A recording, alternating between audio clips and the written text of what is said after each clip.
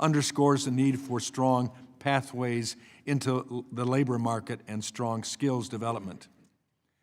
It's also important to recognize that many labor laws and regulations have not kept pace with how quickly work is changing, and they too often make it harder for businesses to offer benefits and flexibility. With the rapid pace of technological change, workers are seeking greater freedom and flexibility in how they work. This highlights the need for clearer standards for independent work and more flexible benefit models to better serve a modern, mobile workforce. Today, more than 70 million workers operate as self-employed independent contractors, yet the federal government too often does not provide the statutory clarity that these workers need and deserve. In our current age of rapid technological growth, including AI-related development, our policies must adapt to the growing role of independent work. As this committee considers AI, we must recognize that many existing education and workforce policies were designed for a different era.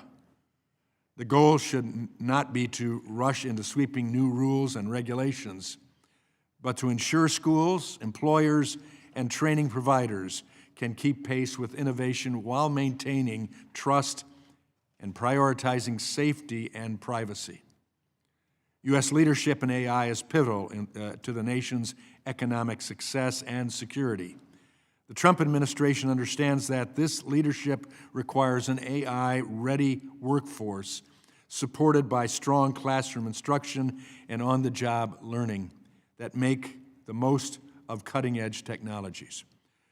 Today, we have the opportunity to better understand how AI is being and could be used in education and workforce systems, where it's delivering value and where challenges remain. I look forward to hearing from our witnesses, and with that, I yield to the ranking member.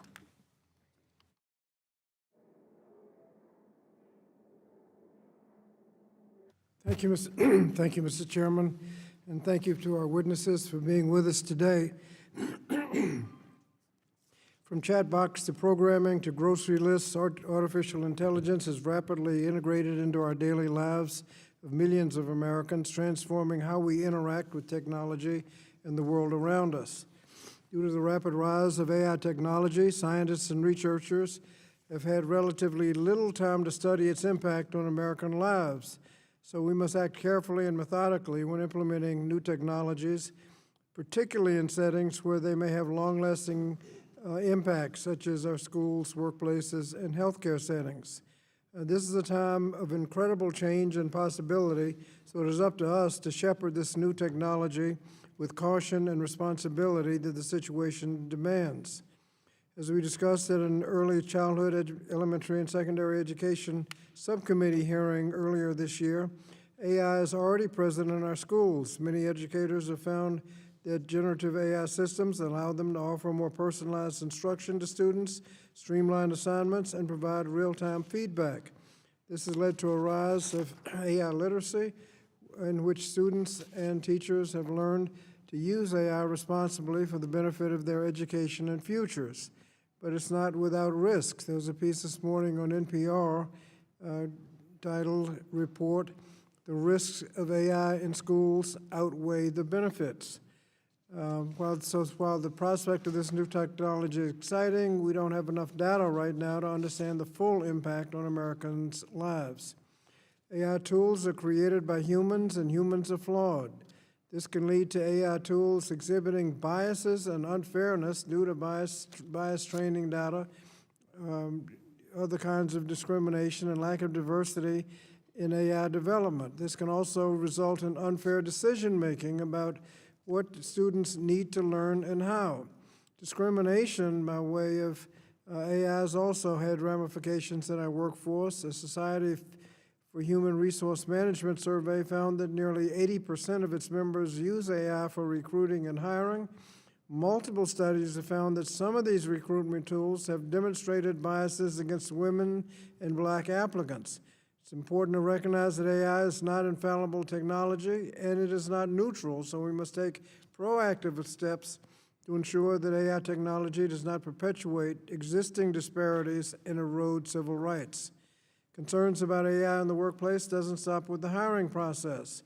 As AI proliferates, we've begun to see employers use sophisticated automatic technology to monitor and evaluate workers. This includes tracking workers' physical activities on the job, such as how often they go to the bathroom, using facial recognition to assess their attention to computer screens and others. Still worse, employers have used data to estimate potential union organizing activity. I don't think anyone on this committee would want their personal activities tracked by an employer, so we shouldn't expect less from the American for the American worker. Unfortunately, the Trump administration's actions to dismantle the Department of Education have hamstrung much of our existing capacity to study and regulate AI's effect on education. The decimation of the Office of Education Technology and the Institute of Educational Sciences has diminished our ability to comprehensively research student safety related to artificial intelligence. One of our strongest institutions to fight discrimination, the Office of Civil Rights, has had almost half its staff fired and 7 of its 12 regional offices closed. Now, while the Trump administration has started rehiring some of the staff, the chaos has clearly disrupted the office's operations to the detriment of parents and students. Today, 33 states have released official guidance or policies on the use of AI in K-12 schools. Virginia, for example, has issued guidance on integrating AI in education and, among other things, provides recommendations for teacher professional development and AI literacy programs. But without clear, consistent federal leadership from the Department of Education, states have largely been left to navigate this complex landscape on their own, creating inconsistencies and exacerbating achievement gaps. AI also poses significant risks to data privacy and child safety. For example, a nonprofit group, AI Forensics, found in a recent analysis of 20,000 images created by Grok that 2% depicted a person who appeared to be 18 or younger in bikinis or transparent clothing. A study by Brown University researchers found that AI chat boxes routinely violate mental health ethics standards, including failing to refer users to appropriate resources and responding indifferently to crisis situations, including suicidal ideation. OpenAI recently launched the controversial ChatGPT health app, which can review users' health records and generate personalized advice, raising concerns about privacy and accuracy of chat boxes. Meta is currently fighting allegations in court that it downplayed the risks of its platforms to children. The Center for Missing and Exploited Children also reports seeing a dramatic increase in generative AI technologies that are capable of creating child sexual abuse material and a rise in other disturbing trends related to AI chatbots.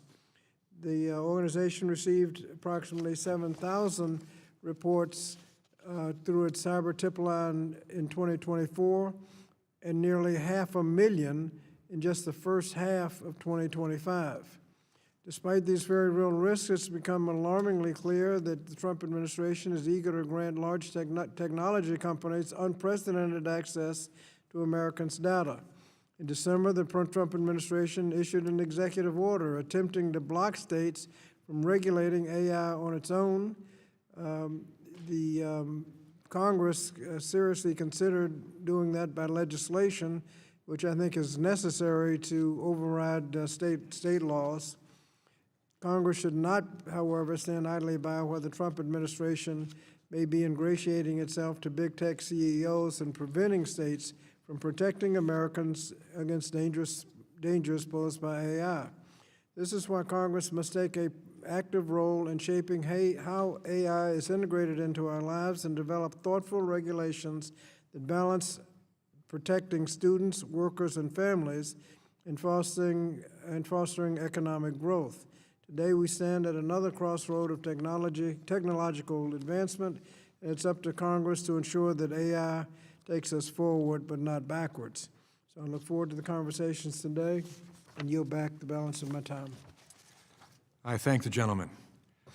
Pursuant to Committee Rule 8C, all members who wish to insert written statements into the record may do so by submitting them to the committee clerk electronically in Microsoft Word format by 5 p.m. 14 days after this hearing, and without objection, the hearing record will remain open for 14 days to allow such statements and other extraneous material noted during the hearing to be submitted for the official hearing record. I'll now turn to our four witnesses. Our first witness, Ms. Chaya Nayak, the head of certifications and jobs platform at OpenAI from San Francisco, California. Welcome. Our second witness is Mr. Adil Khan, the founder and CEO of Magic School AI from Boulder, Colorado. Welcome. Our third witness is Ms. Alexandra Reeve Givens, the president and CEO of Magic School AI. Excuse me. My view shifted there, I guess. Gave you another title. The president and CEO for the Center for Democracy and Technology from Washington, D.C. Welcome. Our last witness is Mr. Kevin Fraser, an AI Innovation and Law Fellow from the University of Texas Law School from Austin, Texas. Welcome. We thank the witnesses for being here today. Pursuant to committee rules, I would ask that you each limit your oral presentation to a 3-minute summary for your written statement. The clock will count down from 3 minutes as committee members have many questions for you, and we would like to spend as much time as possible on questions. Pursuant to Committee Rule 8D and committee practice, however, we'll not cut you off your testimony until you reach the 5-minute mark. I would also like to remind the witnesses to be aware that their responsibility to provide accurate information to the committee is their responsibility. And so I'll first recognize Ms. Nayak for your testimony.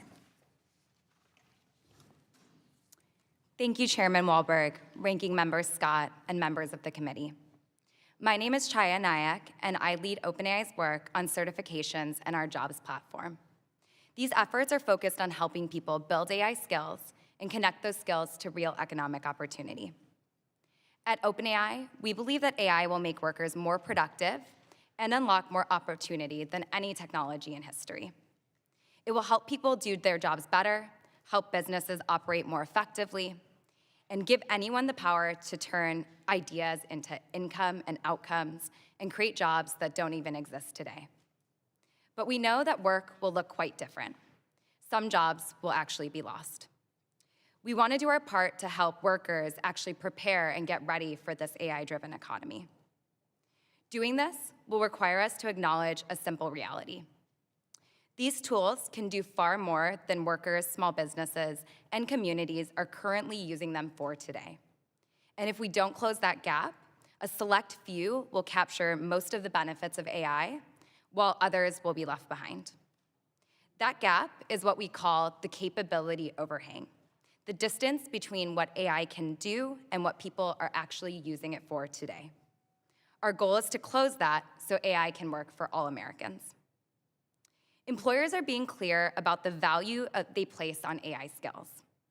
More than 70% of business leaders say that they would hire a less experienced candidate that has AI experience versus a more seasoned one without it. And other research shows that workers with AI skills can actually earn up to 50% more than their non-AI skilled counterparts.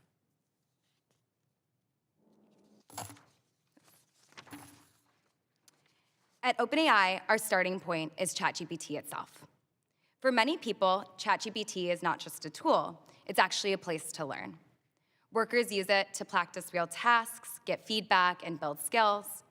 And it's really dynamic and super personal. That learning matters, but only if it helps workers and employers be able to actually acknowledge the skills that they're getting from the use of AI. And this is where our certifications program comes in. It begins with AI Foundations. We're building a course that actually helps people learn AI skills and apply those skills across industries and different outcomes. With additional coursework, they're going to progress to a full OpenAI certification, and that broader credential will show employers that a person can actually apply AI effectively in real-world work settings. Our goal is to certify 10 million Americans by 2030 with AI skills. From there, we're working to close the loop with our OpenAI Jobs platform. This platform will launch very soon. The Jobs platform is designed to connect employers with job seekers across every industry, and our goal is to use AI to help people get prepared, get matched, and to actually get hired. We're launching our jobs and certifications effort with a broad coalition of partners, employers like Walmart, state systems, universities, because each of those organizations brings unique insight into what workers need and what employers actually value. We think there's still time to prepare people for this new AI era, but there's not time to wait and kind of not build programs and systems that we need to make people successful. That's why at OpenAI, we're acting right now, and we're helping them by building the tools and technology to support them and make it easier for employers to actually hire them. Thank you so much for the opportunity to testify today, and I look forward to all of your questions. Thank you. I now recognize Mr. Khan for your testimony. Chairman Wahlberg, Ranking Member Scott, and members of the committee. Thank you for the opportunity to testify. My name is Adil Khan. I'm the founder and CEO of Magic School, a generative AI platform built for schools. Before this, I spent my career in public schools as a teacher, assistant principal, and district leader. I've held nearly every job in a school building. There are over 7 million educators using Magic School's AI worldwide, representing nearly every school and district in the US. Teachers are some of the widest adopters of AI in any profession. Many educators are using it in practical ways, like saving time on routine work, lesson planning, personalizing instruction for diverse learners, and communicating with families. That reality is not the problem. The problem is that we do not yet have shared standards and safe, purpose-built tools as a default for classrooms. Without clear guardrails, responsibility fragments, and districts struggle to protect students and learn what works. The most promising early uses are educator-facing. AI delivers the most value when it strengthens, not shortcuts, teacher judgment. Used well, it helps the teacher prepare faster, differentiate for students, and provide timely feedback, while decisions stay firmly in their hands. K-12 schools are different. Students are minors. Schools hold sensitive data. Instruction shapes learning outcomes. Responsible use should be anchored in a few simple principles. Tools purpose-built for education, humans stay in the loop, student protections by design, and transparency so districts and families understand data use and controls. Education policy is primarily state and local. The most constructive federal role is to support capacity and protections for children while investing in educator training, evidence building, procurement guidance, and funding so districts can adopt responsibly. I'll close with a story from last year that sums up why learning about AI in schools from your teacher is so important.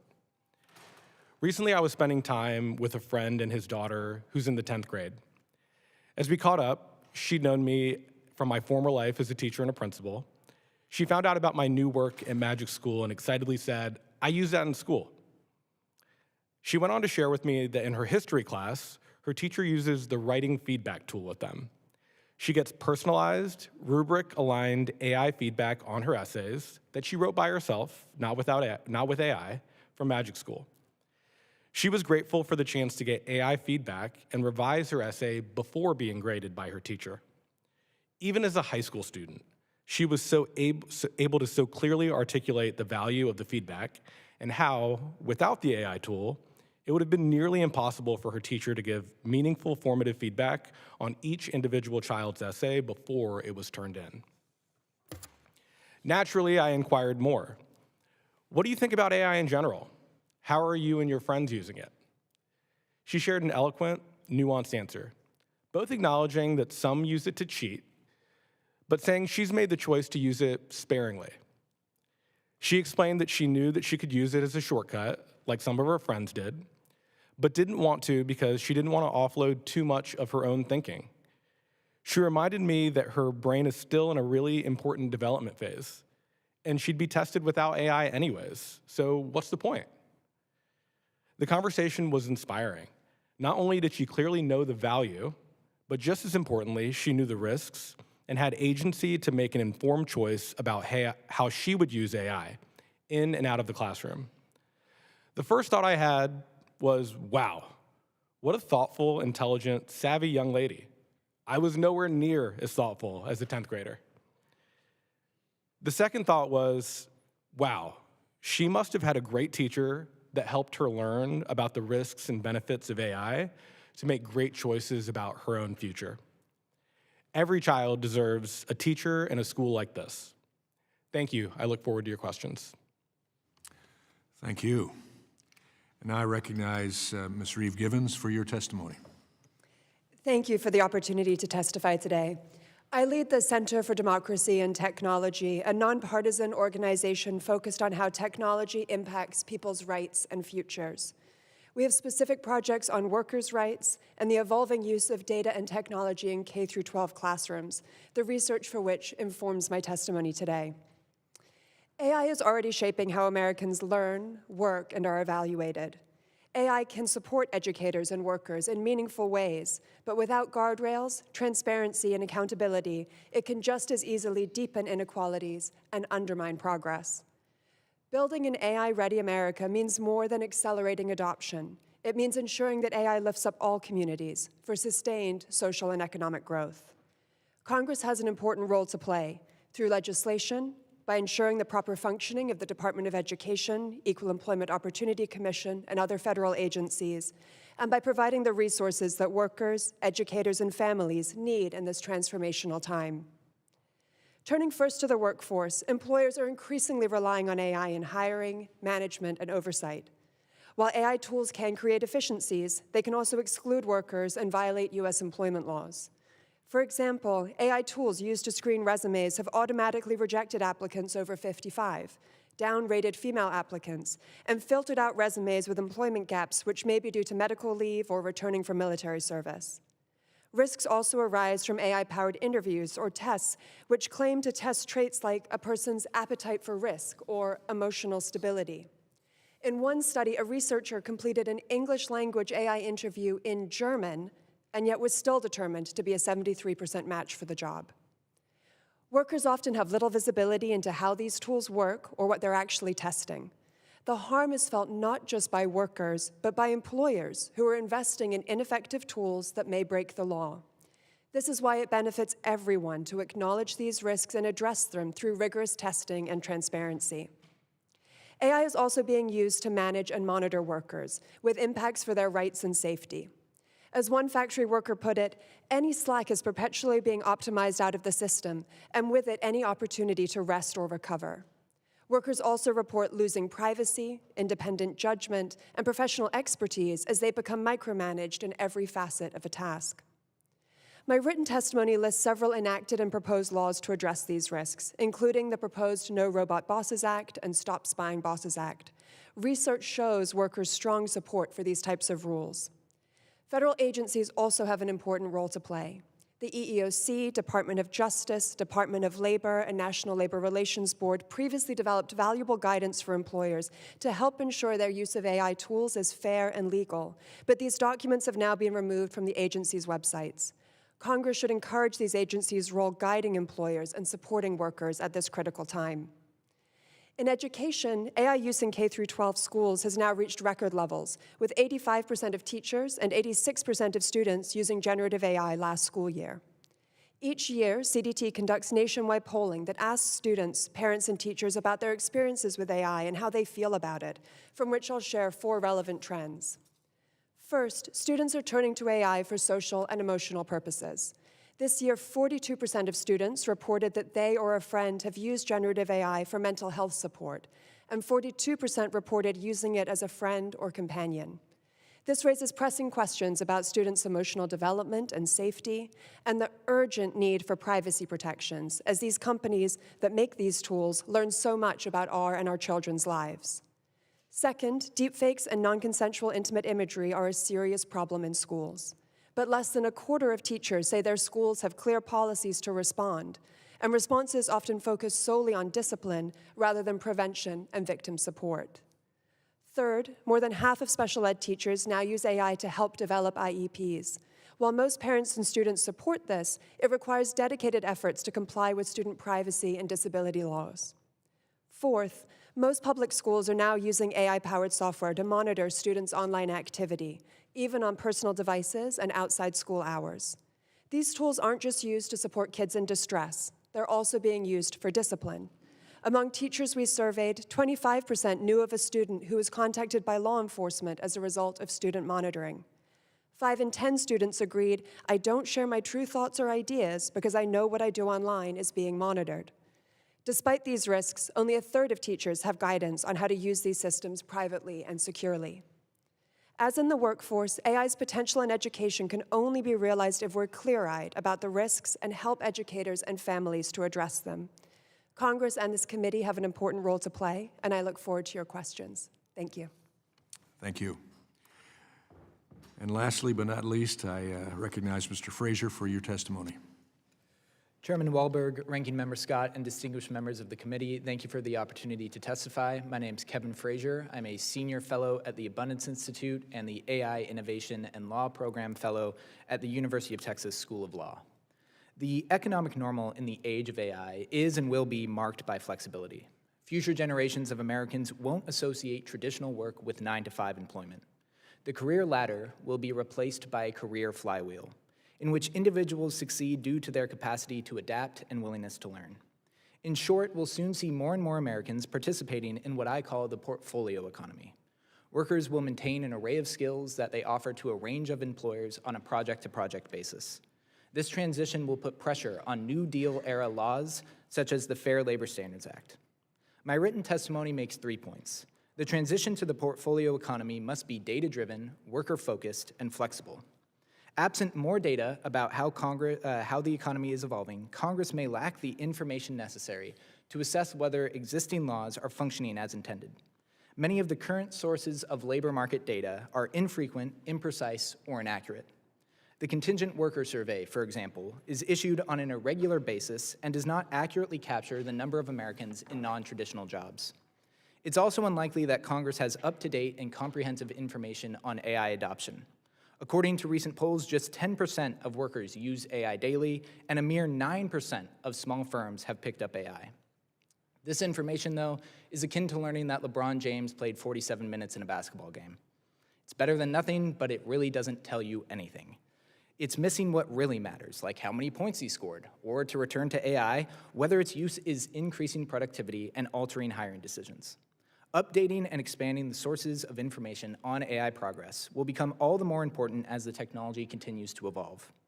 While most experts agree we should expect ongoing advances in AI, they diverge when it comes to pinpointing the specifics. The so-called jagged frontier of AI will cause firms to preserve the option of automating and augmenting certain tasks and roles. Consequently, they'll prioritize finding workers with specific skills for finite projects. In turn, workers will need to be ready and willing to learn new skills and fast. With a better understanding of AI advances and adoption, I recommend Congress analyze laws such as the Fair Labor Standards Act with a focus on 2 aspects. First, to what extent does the law rely on frameworks and definitions that clash with the portfolio economy? And second, does the law incentivize workers to engage in the career flywheel, to study, to shadow via apprenticeships, and to work in non-traditional arrangements? Thank you again for the opportunity to testify. I look forward to your questions. I thank each of the witnesses. You've whetted our appetite, and I guess also given us a question, were your testimonies produced by AI? We'll leave that. Under Committee Rule 9, we'll now question witnesses under the 5-minute rule. I'll recognize myself for 5 minutes of questioning. Ms. Nayak, I guess the key question I would ask you is what distinguishes high-quality credentials in an AI-driven market from one that is well-intentioned and low value? Thank you, Chairman. What I think distinguishes high-value credentials from lower-value credentials is actually doing the work to make sure that the credentials are psychometrically valid and backed. What that means is that we're not just creating courses that people take passively and not really testing their outcomes, or maybe testing their outcomes through really simple assessments, but rather we're working towards actually training AI to be able to assess people and do so against a common standard. We're partnering with organizations like ETS to actually validate that the courses are actually leading to outcomes. And we're partnering with our econ research team that's actually following students throughout their learning journey to ensure that they're seeing the outcomes from taking the course. And so we think it's both a pair of making sure that the course actually has value and content that's worth learning, but then ensuring that the students that take those courses actually can apply those in their roles, and then validating that in order to issue the credential, rather than just having them passively observe it. So whole, well-rounded, immediate evaluation, Correct. both sides of the equation. Okay, thank you. Mr. Khan, there are hundreds, perhaps thousands of vendors, and more will be coming all the time, I'm sure, selling AI products to schools. You mentioned that policymakers should help districts, and I quote, ask the right questions before buying AI platforms. What are some of those questions? A few really important questions that a district buyer should wonder about when bringing on an AI platform to their school or district is, first and foremost, how do you protect student data? What data do you record? Are you training models with our students' inputs and their outputs into the platform? Other questions you might ask are, how do you evaluate your platform for things like bias, safety, ensuring that we don't see some of the negative parts of generative AI become a part of our district? Magic School has put out several white papers around how we approach AI safety for students. One highlights the idea that AI can be used potentially for companionship. Students sometimes will turn any tool into something that can be a companion if it's an open-ended chatbot. So what are the guardrails that you put in place to ensure that those kinds of things don't happen in a public school setting? And then finally, how do you ensure that the student is using it for the purpose that has been given in the classroom and not for other purposes? How do you build your guardrails into the platform so that when a student asks a question that is outside the bounds of what you want to be happening in a classroom, it responds appropriately? And what kind of controls do you give the teacher and the school district to remedy those things and create their own guardrails for the platform? We know that schools and districts are different state to state, and we want to make sure that there's an empowered district leadership to make the right decisions for how generative AI will be used in their school or district. Okay, thank you. Mr. Frazier, when we discuss AI in the workplace, we typically put it into two buckets. First, its ability to augment work performed by humans to produce higher levels of productivity, and second, its ability to automate certain tasks completely and replace human effort. With the initial wave of AI in the workplace, what's been the net impact of augmenting work? So thank you for that question, Chairman. I think it's important to, as you did, distinguish between task automation and task augmentation. We're seeing that even when tasks are automated, when AI is completely taking over a specific function, there are still a number of tasks that must involve some degree of human intervention. We had some people who were predicting, for example, the end of certain professions because they thought that AI would automate just one or two of those tasks. Those professions are still alive and well today. Radiologists, for example, are seeing higher numbers of employment, not the end of their profession as a whole. And so as we look at the initial introduction of AI into the economy, number one, I'd first point out, adoption is still very low. And number two, even where there is adoption, we're seeing that the bottlenecks that remain, even after some tasks are automated, result perhaps in even more job creation or higher wages for those workers in those industries. Okay, thank you. Thanks for answering my second question without me asking it. I appreciate that. Do my best. Now I recognize the gentleman from Connecticut, Mr. Courtney, for his 5 minutes of questioning. Thank you, Mr. Chairman, and thank you to the witnesses for being here today. I want to go back to Mr. Scott's opening comments regarding the explosion of tips and calls into the National Center for Missing and Exploited Children. Again, the numbers bear repeating. In 2024, the number of tips that have been that came into the system was 6,800. In 2025, the number was 440,000. Was made just in the first half of the year. And again, the center's been around for 40 years. This committee actually authorizes its operation and funding year in and year out. We just actually enacted the latest update in 2024. But clearly, the system has just been rocked by an avalanche of incidents that are happening. And Ms. Rees-Givens, I mean, you alluded to this in your testimony. I mean, what's the response that Congress needs to make here to hold technology companies accountable, help victims, and assist these organizations to deal with really, I think, is clearly a crisis? Thank you for the question and for highlighting this important issue. This is an issue not only for young people and their parents, but it is also showing up in school communities as well. Our survey data this year show that 12% of students knew of non-consensual intimate imagery depicting somebody in their school community. So that's one of their peers, it's one of their teachers. And right now we really have a lack of resources for teachers knowing how to respond. Some schools are leaning into discipline. Of course, that is part of the equation, but we also need to make sure that people are talking rigorously about prevention and support for victims, including mechanisms for taking this stuff down. There are some laws on the books that can be helpful. So when imagery depicts minors, it is illegal content that must already be taken down.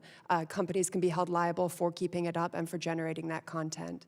In addition, Congress recently passed the Take It Down Act to make it easier for people to take down these images of themselves by filing a request.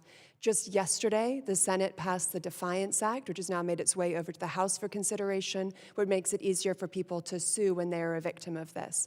But again, putting it just on the shoulders of individual victims is not a solution. We also need companies really leaning into their obligations here.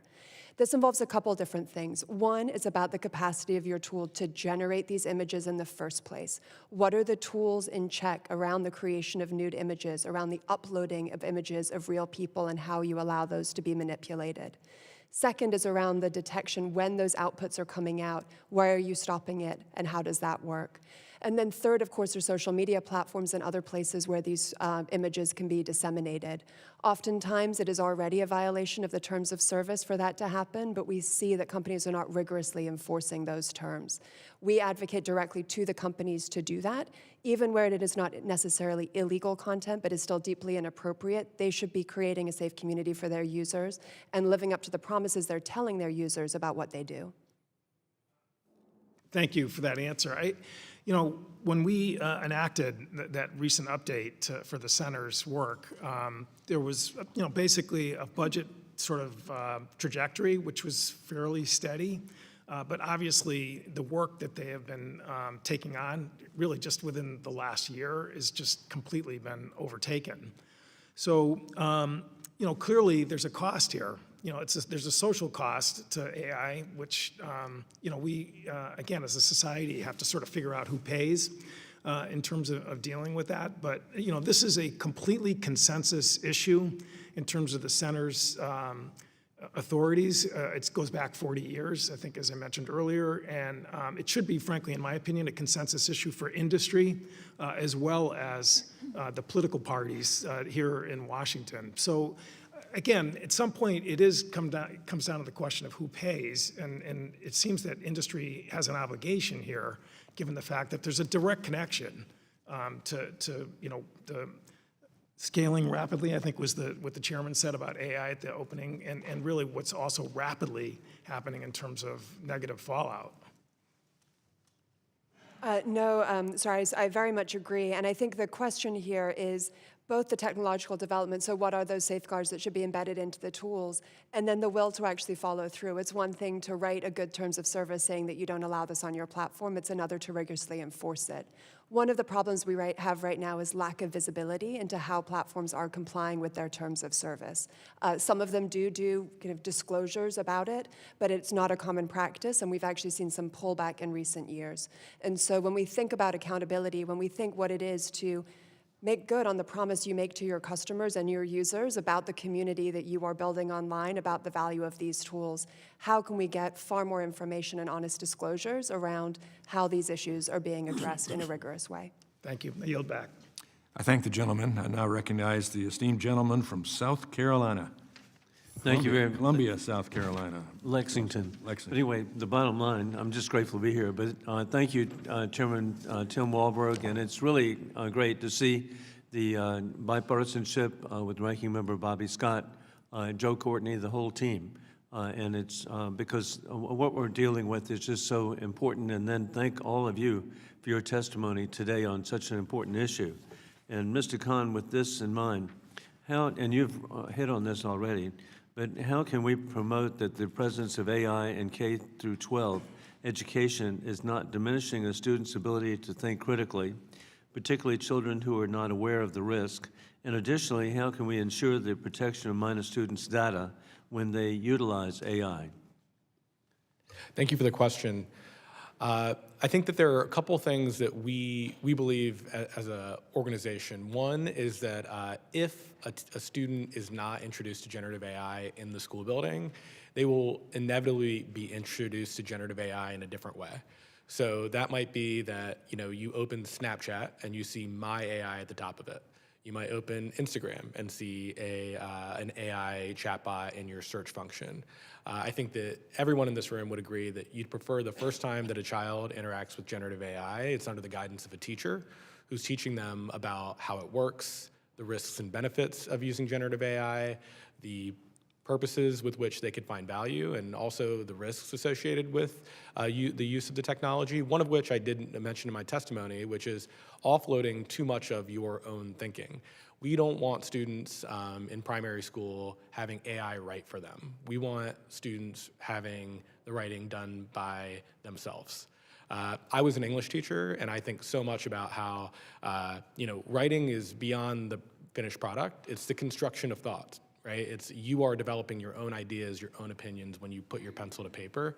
So we want students doing that, and we don't want them offloading that to AI. But that starts with teaching students about the technology and the risks and benefits of it, and actually engaging with it to understand how they can be productive users of it in the now and in the future.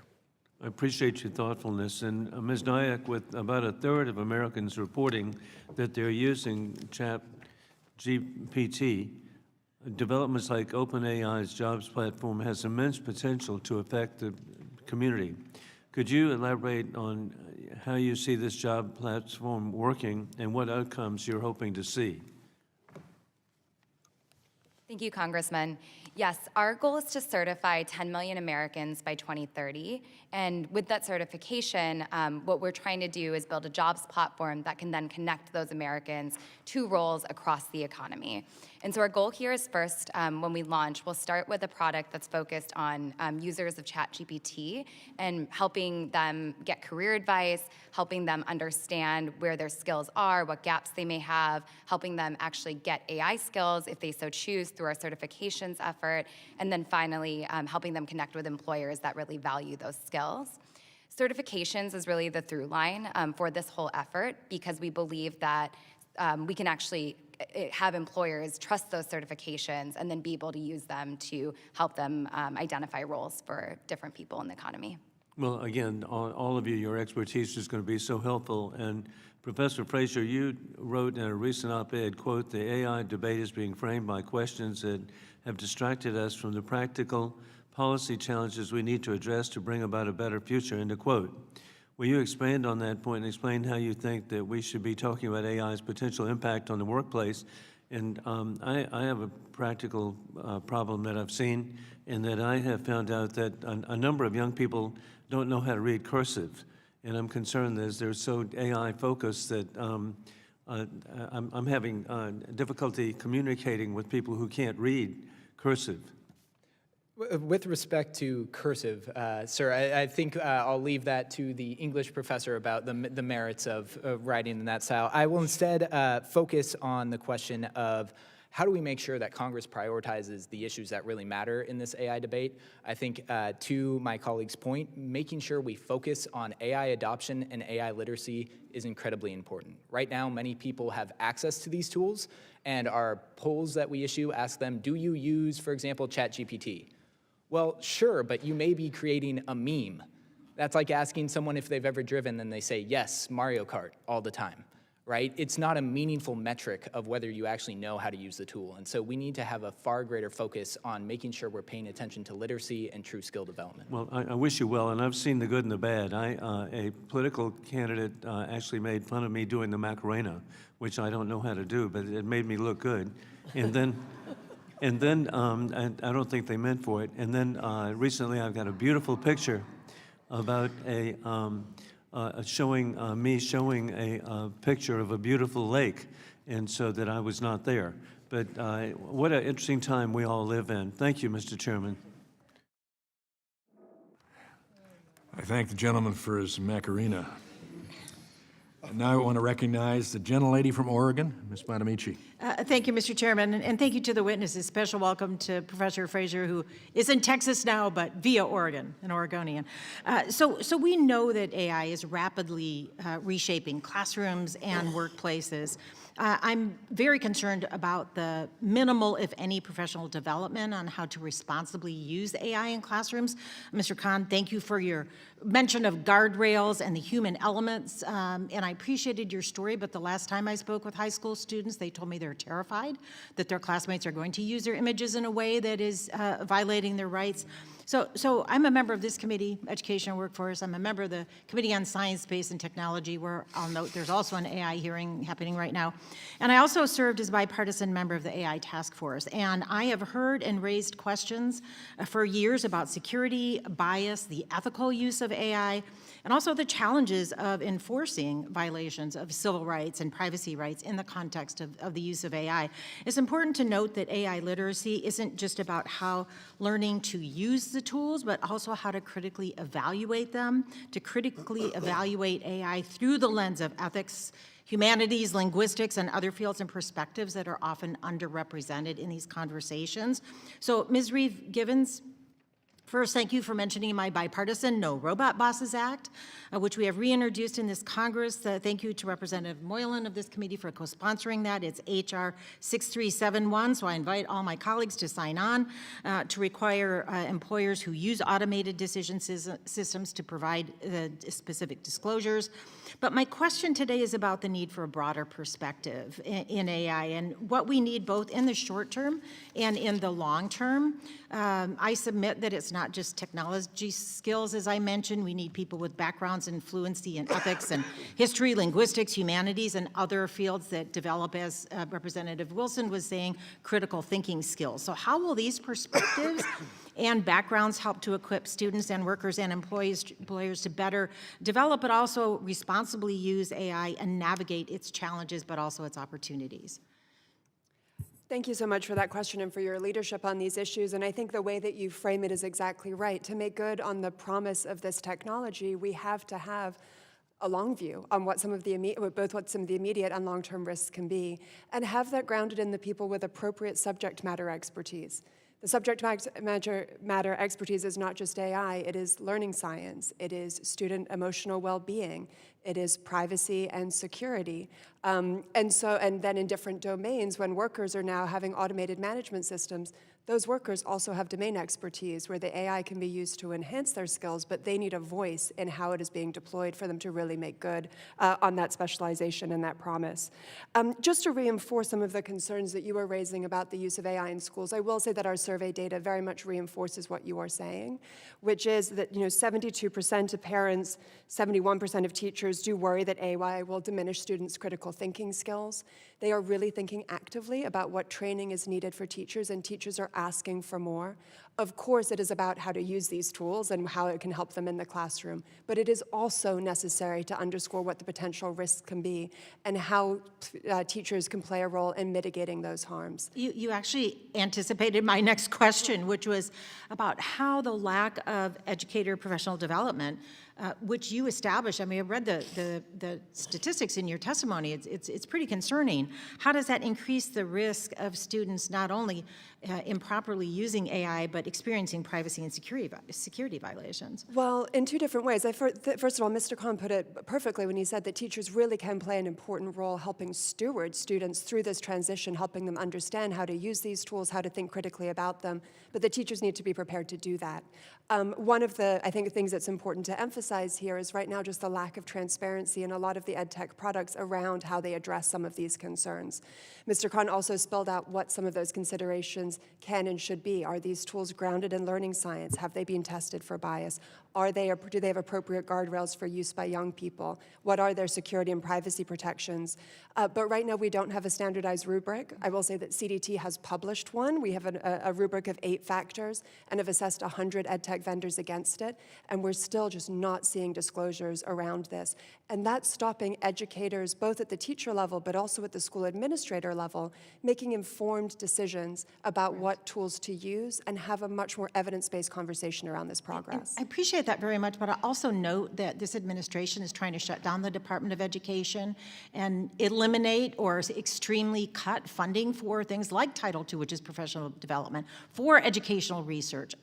We need that more than ever, especially in the age of AI, because we know we can't achieve an AI-ready workforce without a national strategy, without dedicated investments, and we can't lead the world in AI by leaving students and educators and workers as an afterthought. As I yield back, Mr. Chairman, I'm developing a comprehensive legislative framework to strengthen the teaching, learning, and dignity of work in an AI-enabled economy, and I look forward to working with my colleagues, I hope on both sides of the aisle, to improve AI literacy and workforce readiness while protecting privacy and security rights. And I yield back. Thank you, Mr. Chairman. I thank the gentlelady. I recognize the chairwoman emeritus of this committee, Ms. Fox from North Carolina. Thank you very much, Mr. Chairman, and I want to thank our witnesses for being here today. This really is an important topic that we all need to be concerned about. Ms. Nayak, based on your work leading certifications and the jobs platform of OpenAI, what is one major misconception policymakers often have about how AI will transform credentialing and hiring, and why does that misconception matter for workforce and education policy decisions? Thank you, Congresswoman. I think one major misconception is the speed at which jobs will be impacted by AI. What we're really seeing right now in terms of the trends that we're looking at is rather than jobs being lost immediately, rather jobs are being augmented. And we're seeing people start to introduce AI tools into their everyday workflows, like getting writing advice, guidance, rather than kind of taking over their whole roles. What that means for certifications and our jobs platform is now is the time to give AI workers skills, and we think we can do that through our certifications effort. And then if we're able to build on the fact that people are already coming to AI to learn, we can certify them to learn, then we can actually work with the economy, work with employers to actually then connect them to opportunities that leverage those skills. And I think that will help us transition, and I think it will be a lot less of just this kind of rip of the Band-Aid where people, lose their jobs immediately. It's unfortunate we were not able to pass a bill yesterday. It would give employees the opportunity to work more on their skill development using AI without it impinging upon their employer. I have another question for you. There are many conversations happening around automation versus augmentation in an AI-enabled workplace. Could you speak on what you believe will be the durable skills workers need to develop to succeed in an AI future, and how AI technology can help develop those skills? Yes. So one of the things that we're doing with our certifications effort is we're building a series of courses called AI Foundations, and we think those will be the foundational skills that people need to be able to effectively use AI. Our coursework starts with AI Foundations. This one's focused on ChatGPT, which is how do you actually prompt engineer a model? How do you work with a model to co-develop outcomes? Our second course will focus on applied AI skills. How do you actually use models in being able to create agentic workflows? I spent a lot of time with frontline workers, and that's actually the course they're most excited for because they see it as being able to take on parts of their job that they really don't like doing. I spoke to people unloading trucks at kind of large department stores, and they really want to automate the workflow of choosing what truck to kind of offload first, and rather than having to, decide themselves and then make the wrong decision and cost the company money. The third course will focus on how do you actually teach others around you AI, and I think this speaks a lot to what Mr. Khan was saying about leveraging AI in the classroom and being able to enable people to train others. We're looking at an AI leadership and training course where people actually learn skills like responsibility in AI and how do you effectively train others around you to co-leverage AI with you. So we think those are the three foundational courses, and then our hope is to actually build those out to more specialized courses for industries. Great, thank you very much. Mr. Frazier, your written testimony points to several sources of information for data on AI's impact on the workforce, but you say these sources paint only some of the picture. Should robust information gathering and information sharing on AI's impact begin in the private or public sector? So thank you very much for that question, Congresswoman. I think that we need to put a all-hands-on-deck mentality approach to data gathering at this point. If you talk to any good economist, they'll tell you first, they don't know what's going on in the economy because we don't have enough information about who's adopting which tools and to what ends. And so having updates to our information gathering techniques, starting with, for example, the contingent worker survey at the Bureau of Labor Statistics. This is issued on an ad hoc basis. There was a gap from 2017 to 2023, for example. We know that the gig economy in that window transformed tremendously. So let's start both with issuing more frequent calls for information and also making it easier for companies, private sector entities, to submit and share information. I believe that AI will facilitate that process, and I believe that we can make sure that we aggregate and anonymize that data such that compliance rates are pretty high. I have a short follow-up, and I'll ask you to just submit the information later. Please let us know if there are ways we can encourage information sharing that'll benefit both sectors. Thank you, Mr. Chairman. I yield back. I thank the gentlelady, and I recognize the gentleman from California, Mr. Takano. Thank you, Mr. Chairman. Thank you to the witnesses for being here. Mr. Frazier, I would like to begin with you. In your testimony, you predict that AI will generally accelerate workforce trends that were, quote, already underway before GPT, end quote. You predict that the future of work will look far more like a gig economy than a multi-decade career at a single firm. Can you expand on the workforce trends you described that will be accelerated by AI? Yes, thank you very much for that question, Congressman. I want to start first with the trend that we're seeing called fissuring. Fissuring was coined by David Weil, who's a member of the Department of Labor last administration, and this is the idea that we're seeing more and more lead companies, think massive Fortune 500 company, segmenting off certain tasks and skills to what he labels subsidiary organizations. So that janitorial service that used to work at Alphabet, for example, is now purely done on a contractual basis, not housed within Alphabet itself. As we see this fissuring of the economy, the result is that these subsidiary organizations are held to high standards of efficiency and effectiveness, which means they need to find laborers who can come help out on a project or short-term basis and fulfill that very specific niche skill portfolio. So as workers adjust to this fissuring concept and as they adjust to the fractionalization of work generally, they'll need to maintain a portfolio of skills so that when the next opportunity pops up or that new project arises, they're able to find a organization that wants to hire them for that purpose. And this is what you mean by the gigification of work, that there's a series of gigs. I'm not sure if I use that term, but if I did, yes. So the gigification will result more or less in people not working for a single entity for multiple years. I will point out we're already seeing this, for example, among Gen Z. The average job tenure of a member of Gen Z within the first 5 years of their career is 1.1 years. They're not sticking around for a very long time. Well, so to clarify, you're saying that with the integration of AI into workplaces, American workers will have much more varied employment structures and arrangements and less of the traditional 9 to 5. Is that correct? Very much correct. I think we already see, for example, that there are 71 million workers who have opted into independent work. Okay, well, given those rapid changes to the labor market and whether Americans thrive or not will depend on whether labor laws and protections evolve alongside the economy. This graph that I have behind me shows the trends in the U.S. labor productivity, about labor productivity over the last 50 years, with this orange line here, showing that productivity. It shows an increase. Mr. Frazier, what would you project that orange productivity line to look like over the next 50 years if we continue on our current trajectory with the implementation of AI? I would project that we continue to see increases in labor productivity over time. As we've noted previously, economists are looking at the integration of AI into the workplace, and we're seeing that in many regards it's augmenting work, increasing productivity, because AI is not at a point where it's automating every single task.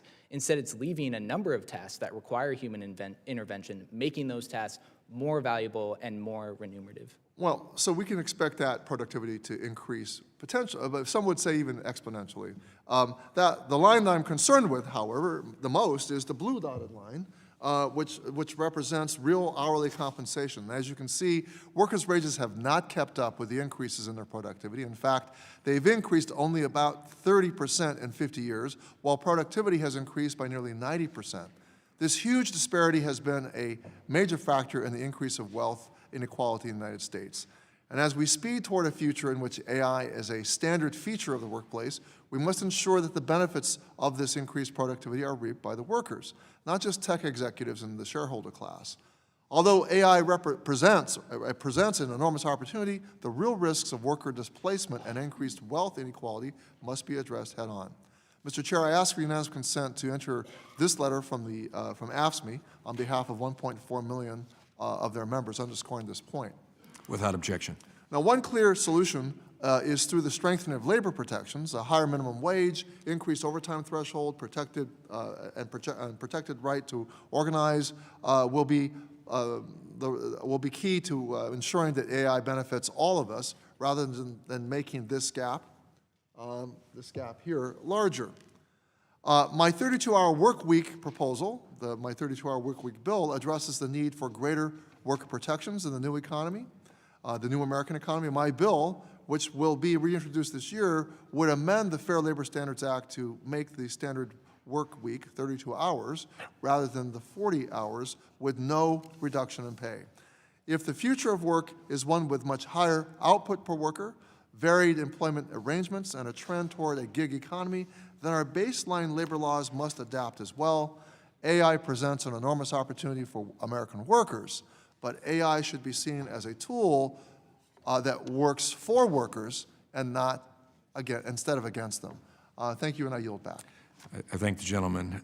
Just to make sure I took notes correctly, Mr. Frazier, fissuring or fittering? Fissuring. Fissuring. Fissuring, yes. Yeah, I'm still hurting from the Michigan's loss to your school, so I wasn't Blame Arch Manning on that one, not my fault. Okay. So fissuring. Thank you.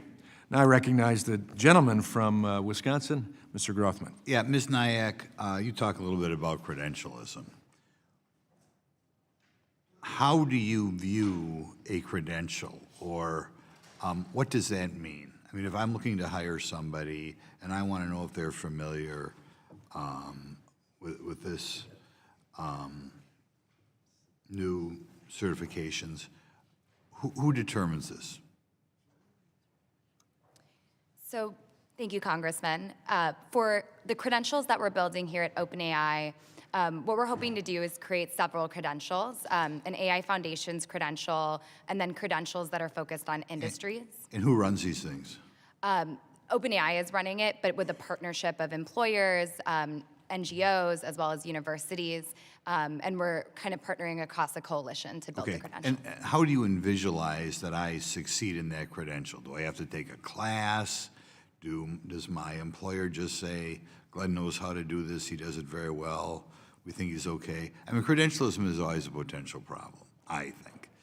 I don't like it, but I just wondered how, say, 5 years from now, how do you get an AI credential? Going to college, you know, being trained at work.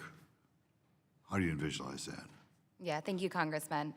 The way that we think about credentials is we have a course that's structured and it's actually accessible on ChatGPT. So ChatGPT is actually taking that curriculum, personalizing it to the user, understanding their needs, and then it's actually judging them on their ability to retain the material, similar to how a teacher would in a class. The difference is that it's immensely scalable because anyone can access it and you know, it's personalized to them. And therefore, it's something that is unrelated to, say, well, we have a formal college degree today. It could actually be related. So a lot of credentials. It wouldn't have to be. I'll put it that way. It wouldn't have to be. Correct. It wouldn't have to be. Okay. I'll ask the other couple. We'll move over one. Do you think we need more credentialism in this field?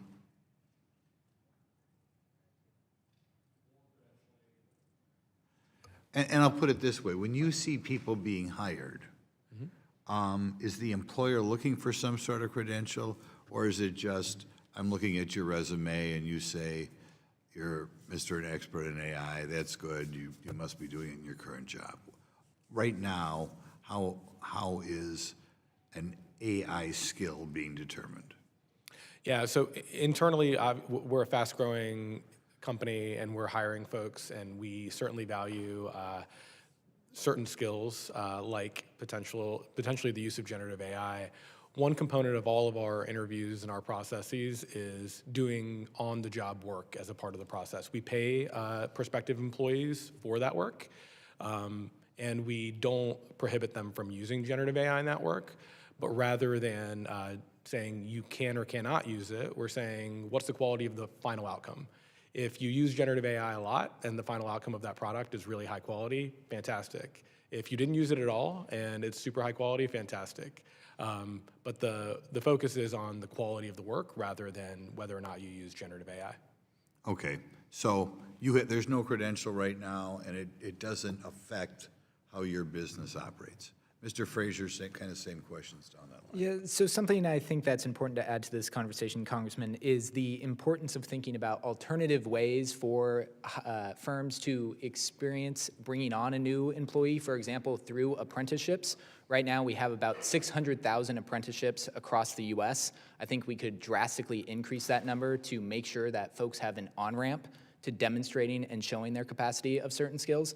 I'd also argue that in this context, we always have to be asking, compared to what? Right now, our main credentialing approach is through four-year universities. I'm not going to talk about my own curve that I have to apply to my tests, but I'll tell you that at other universities, you will find at the end of the term, a professor has one of two options, A or B. And so when everyone has a 4.0, it's very difficult to assess if that 200 grand in higher education was worth the signaling costs. Okay, now I'll give you another question. On AI, as we generate things, there can be a viewpoint with what is generated. It could affect how one looks at religion, it could affect how someone looks at politics, it could affect how someone looks at history. And one of the things that scares me as people get a hold of this, that you'll affect, or you'll push a politically correct view on all these topics. Is this a concern, and how do we deal with it? Briefly, I'll say this is very much a concern. I think that how you make a cake is the same way you make AI. It involves a lot of ingredients and involves a lot of taste, and the different tastes of certain individuals will manifest in that outcome. The best way forward, though, isn't to impose certain top-down views on what models have to do or what they must be trained by, but in my opinion, fostering competition in the same way you walk down a movie aisle and you can find a movie for every taste or for every genre.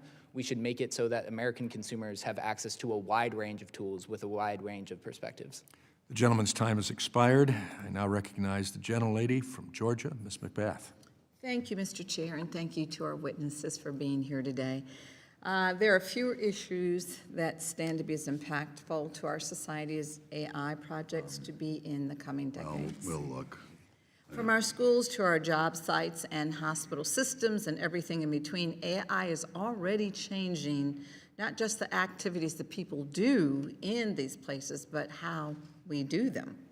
We're living through another industrial revolution, so to speak, and Congress must provide clarity, which I hope we're able to do today, for states and ensure that Americans understand how to make AI work best for them.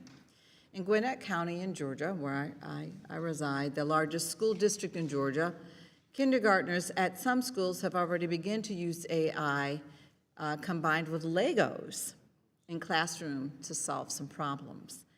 At 5 and 6 years old, they may not understand what AI stands for just yet, but they know how to use it already.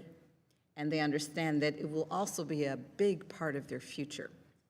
Programs like Gwinnett's Computer Science for All ensure that children are made comfortable with using AI at a very young age and that they understand how important it is. Yet, these applications can also be used to make funny videos, but it is so important that we cut out the noise for our students and help them understand how our world is changing and what it really means for them. AI has incredible potential to be a positive force in society, but that doesn't happen on its own. Congress must ensure that people who lose work and possibly their only source of income because of these changes, they cannot be left behind. We've seen this before. We cannot allow what happened to the factories and the mills across this country to happen to other parts of our economy as well. When these jobs die, the communities that rely on them, they die a slow death as well, drawn-out deaths alongside them. The disappearance of good-paying jobs that didn't require people to go into huge amounts of debt to get them is why the American worker makes less today than they did in the 1990s.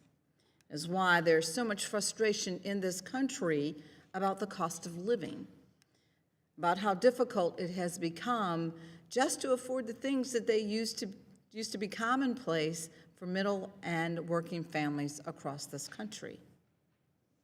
This can't be the norm when it comes to automation and, dare I say, innovation. It has only become more expensive for people in this country to get the skills necessary to afford a decent life. And I'm deeply concerned that if not implemented correctly, AI might not achieve its full potential to make life better for people. Instead, it could make it even more difficult for people just to provide for themselves or just to put food on the table. There are millions of Americans who've done everything right and have nothing in this country to show for it. Despite going to school, paying for a degree of some kind, or learning directly on the job, so many Americans find themselves no closer to the financial freedom and independence they put all of their effort towards to begin with. With that comes feelings of shame, feelings of resentment towards not only yourself, but the system that you put faith in. Ms. Reeve Givens, what sectors of our economy and occupations are the most at risk for displacement? And can you give your best estimate for when we might begin to see major disruptions or significant drops in the numbers of jobs that are going to be available for real people? Thank you for your question, and I think one of the things that it ties together nicely from every witness down this day is I think we're hearing that improved training in AI skills really matters, but it is only one piece of the pie. And if Congress only focuses on that piece, they're overlooking ways that we really can have an AI-ready economy and society.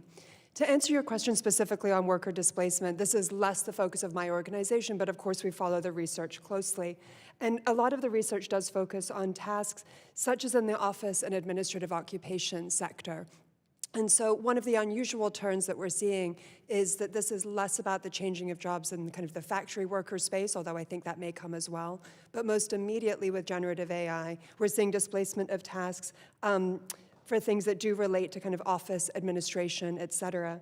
Research from the Brookings report says that 30% of all workers could see as many as 50% of their occupational tasks disrupted over time. And while that doesn't necessarily mean full displacement, and as Professor Fraser said, we're still seeing how the evidence bears out, this does point to significant changes, including in this class of administrative occupations, which have been the pathway to upward mobility for many people across our society, including those without college degrees, and overwhelmingly women as well. So it is a new group of people for whom we have to think about the significant transformational change. Those also tend to be communities that are not organized as a union or have representation. And so again, we need to think about how we protect those rights. Thank you very much, and I am out of time. The gentlelady's time has expired. I now recognize the gentleman from the Masters Golf Tournament and Chair of the Help Subcommittee, Mr. Allen. Thank you, Chairman Wahlberg, for holding this hearing, and I want to thank our witnesses for your expertise on this important topic today. Ms. Nyack, from OpenAI's perspective, and we're talking about worker skills and credentials here, what would it take for these skills and credentials to be more transferable across jobs, industries, or regions? Thank you, Congressman. What we think will make these credentials really transferable, and certainly the way that we're building them, is we're building a foundational set of courses that we're calling AI Foundations, but then we're making it so that they can be adapted by industry.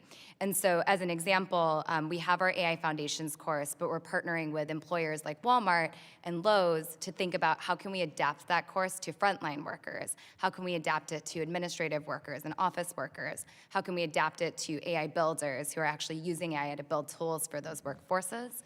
And so the way that we approach it is you build the foundation, but then with AI, you can truly make those courses adaptable to different industries. Good. Mr. Khan, I've long believed in the importance of the family and education. Parents should make the final decision in their child's education, and responsible parents are key to making sure students get the education, their children get the education they need.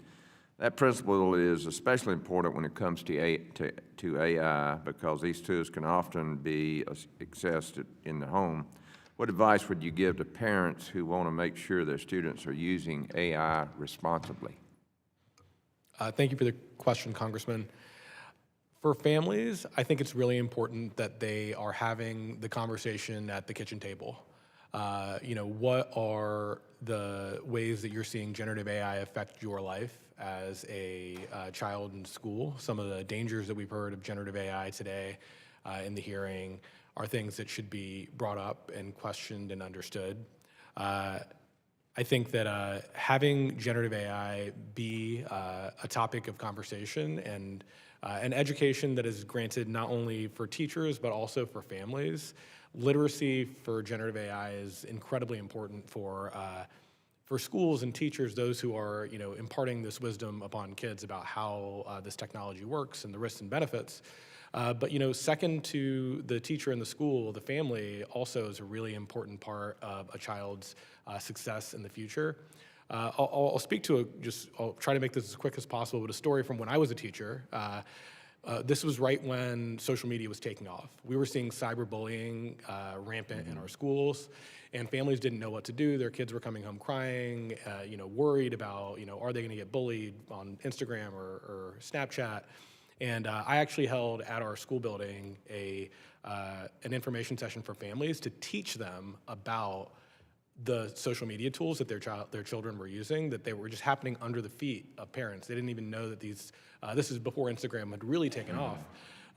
And helping parents become informed guardians of how they choose their own children's use or not use of technology. My recommendation was you probably shouldn't have your middle school child using these apps.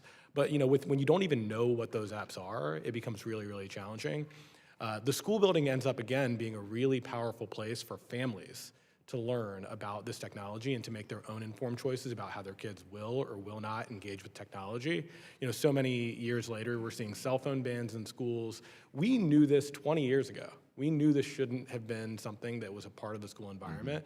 We can't repeat the same mistakes of the past with generative AI. We need to get families informed, schools informed, teachers informed, and we can write a different script for the future of how this technology plays out for our children. That's great. Well, thank you for sharing that story.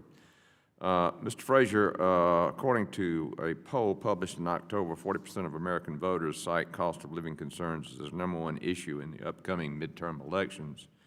You have made the case that AI will make life more affordable for everyday Americans. How do you believe this technology addresses affordability concerns, and can you give some current examples or examples that will come in the near future? We got about 22 seconds, sir.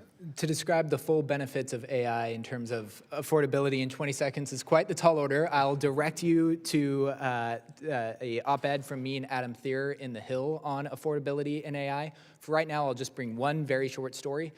The University of Texas at Houston Health System used AI to predict when folks were going to miss their appointments. They saved $250,000 in 1 quarter. Many Americans can't afford healthcare. We should be exploring, for example, in healthcare, how we can automate and improve scribing and so many activities that increase our medical costs. That's a great example, and feel free to submit more in writing that would benefit the committee. And Mr. Chairman, I apologize for running over. I yield back. I thank the gentleman. I recognize the gentlelady from Pennsylvania, Ms. Lee. Thank you, Mr. Chair. I represent Pittsburgh in Western Pennsylvania, a region that reflects both past innovation in manufacturing and steel, and of course, future advancement in technology as an emerging artificial intelligence hub. So my district embodies the evolution of industry and adapting to new technologies, and also represent communities that were left behind by innovations in industry, communities that are still reeling from harms and the legacy of redlining and underinvestment. So I'm here today to urge us to not repeat some of the errors of the past. AI's algorithms are trained with human data, right? We know and we can recognize that. So they learn every bias and every inequity that is already entrenched in our society. And it is the responsibility of this body to ensure that AI is not weaponized as the next tool to streamline systemic discrimination. Republicans love to talk about the cost of regulation, that businesses will be bogged down when spending on compliance standards that will hinder innovation. But what about the costs to, say, a child who was traumatized by a police encounter because their clarinet or a bag of chips was mistaken for a gun by the school's AI weapon detection system, or the child that will have AI-generated images of themselves living on into perpetuity on the internet that folks would be able to see for the rest of that child's life? Or what about the person who's misidentified and then doxxed because a facial recognition system can't tell Black people apart? What about a person who doesn't get a job because of the AI screening tool being used discriminates against their application? How do we quantify those costs? Nearly 90% of companies are using some form of AI for initial job candidate screening. So, Ms. Reeve-Gibbons, are these companies required by federal law to conduct ongoing audits of algorithmic bias or testing for compliance for civil rights law? Not yet, but they are liable if they are discriminating against candidates. And so this is why it's in the interest of employers as well as workers for us to have a far more rigorous approach to auditing requirements, to transparency requirements, so that employers too aren't buying snake oil products or products that are inadvertently or intentionally discriminating against people that are applying for jobs. Definitely, and I appreciate that, and I agree. But for those who aren't, how are we to be sure that the tools that they're using aren't exacerbating systemic inequities in hiring? So there are a couple different pieces to this story, and one is the urgency with which employers need to understand what is at stake when they are using these tools, the need for them to use them responsibly, and not just say that as a hand-wavy statement, but genuinely take concrete actions. My organization and others have set out a good list of best practices. The EEOC, the Department of Labor, have also put out similar guidance for employers on how to be compliant with employment laws and not discriminate.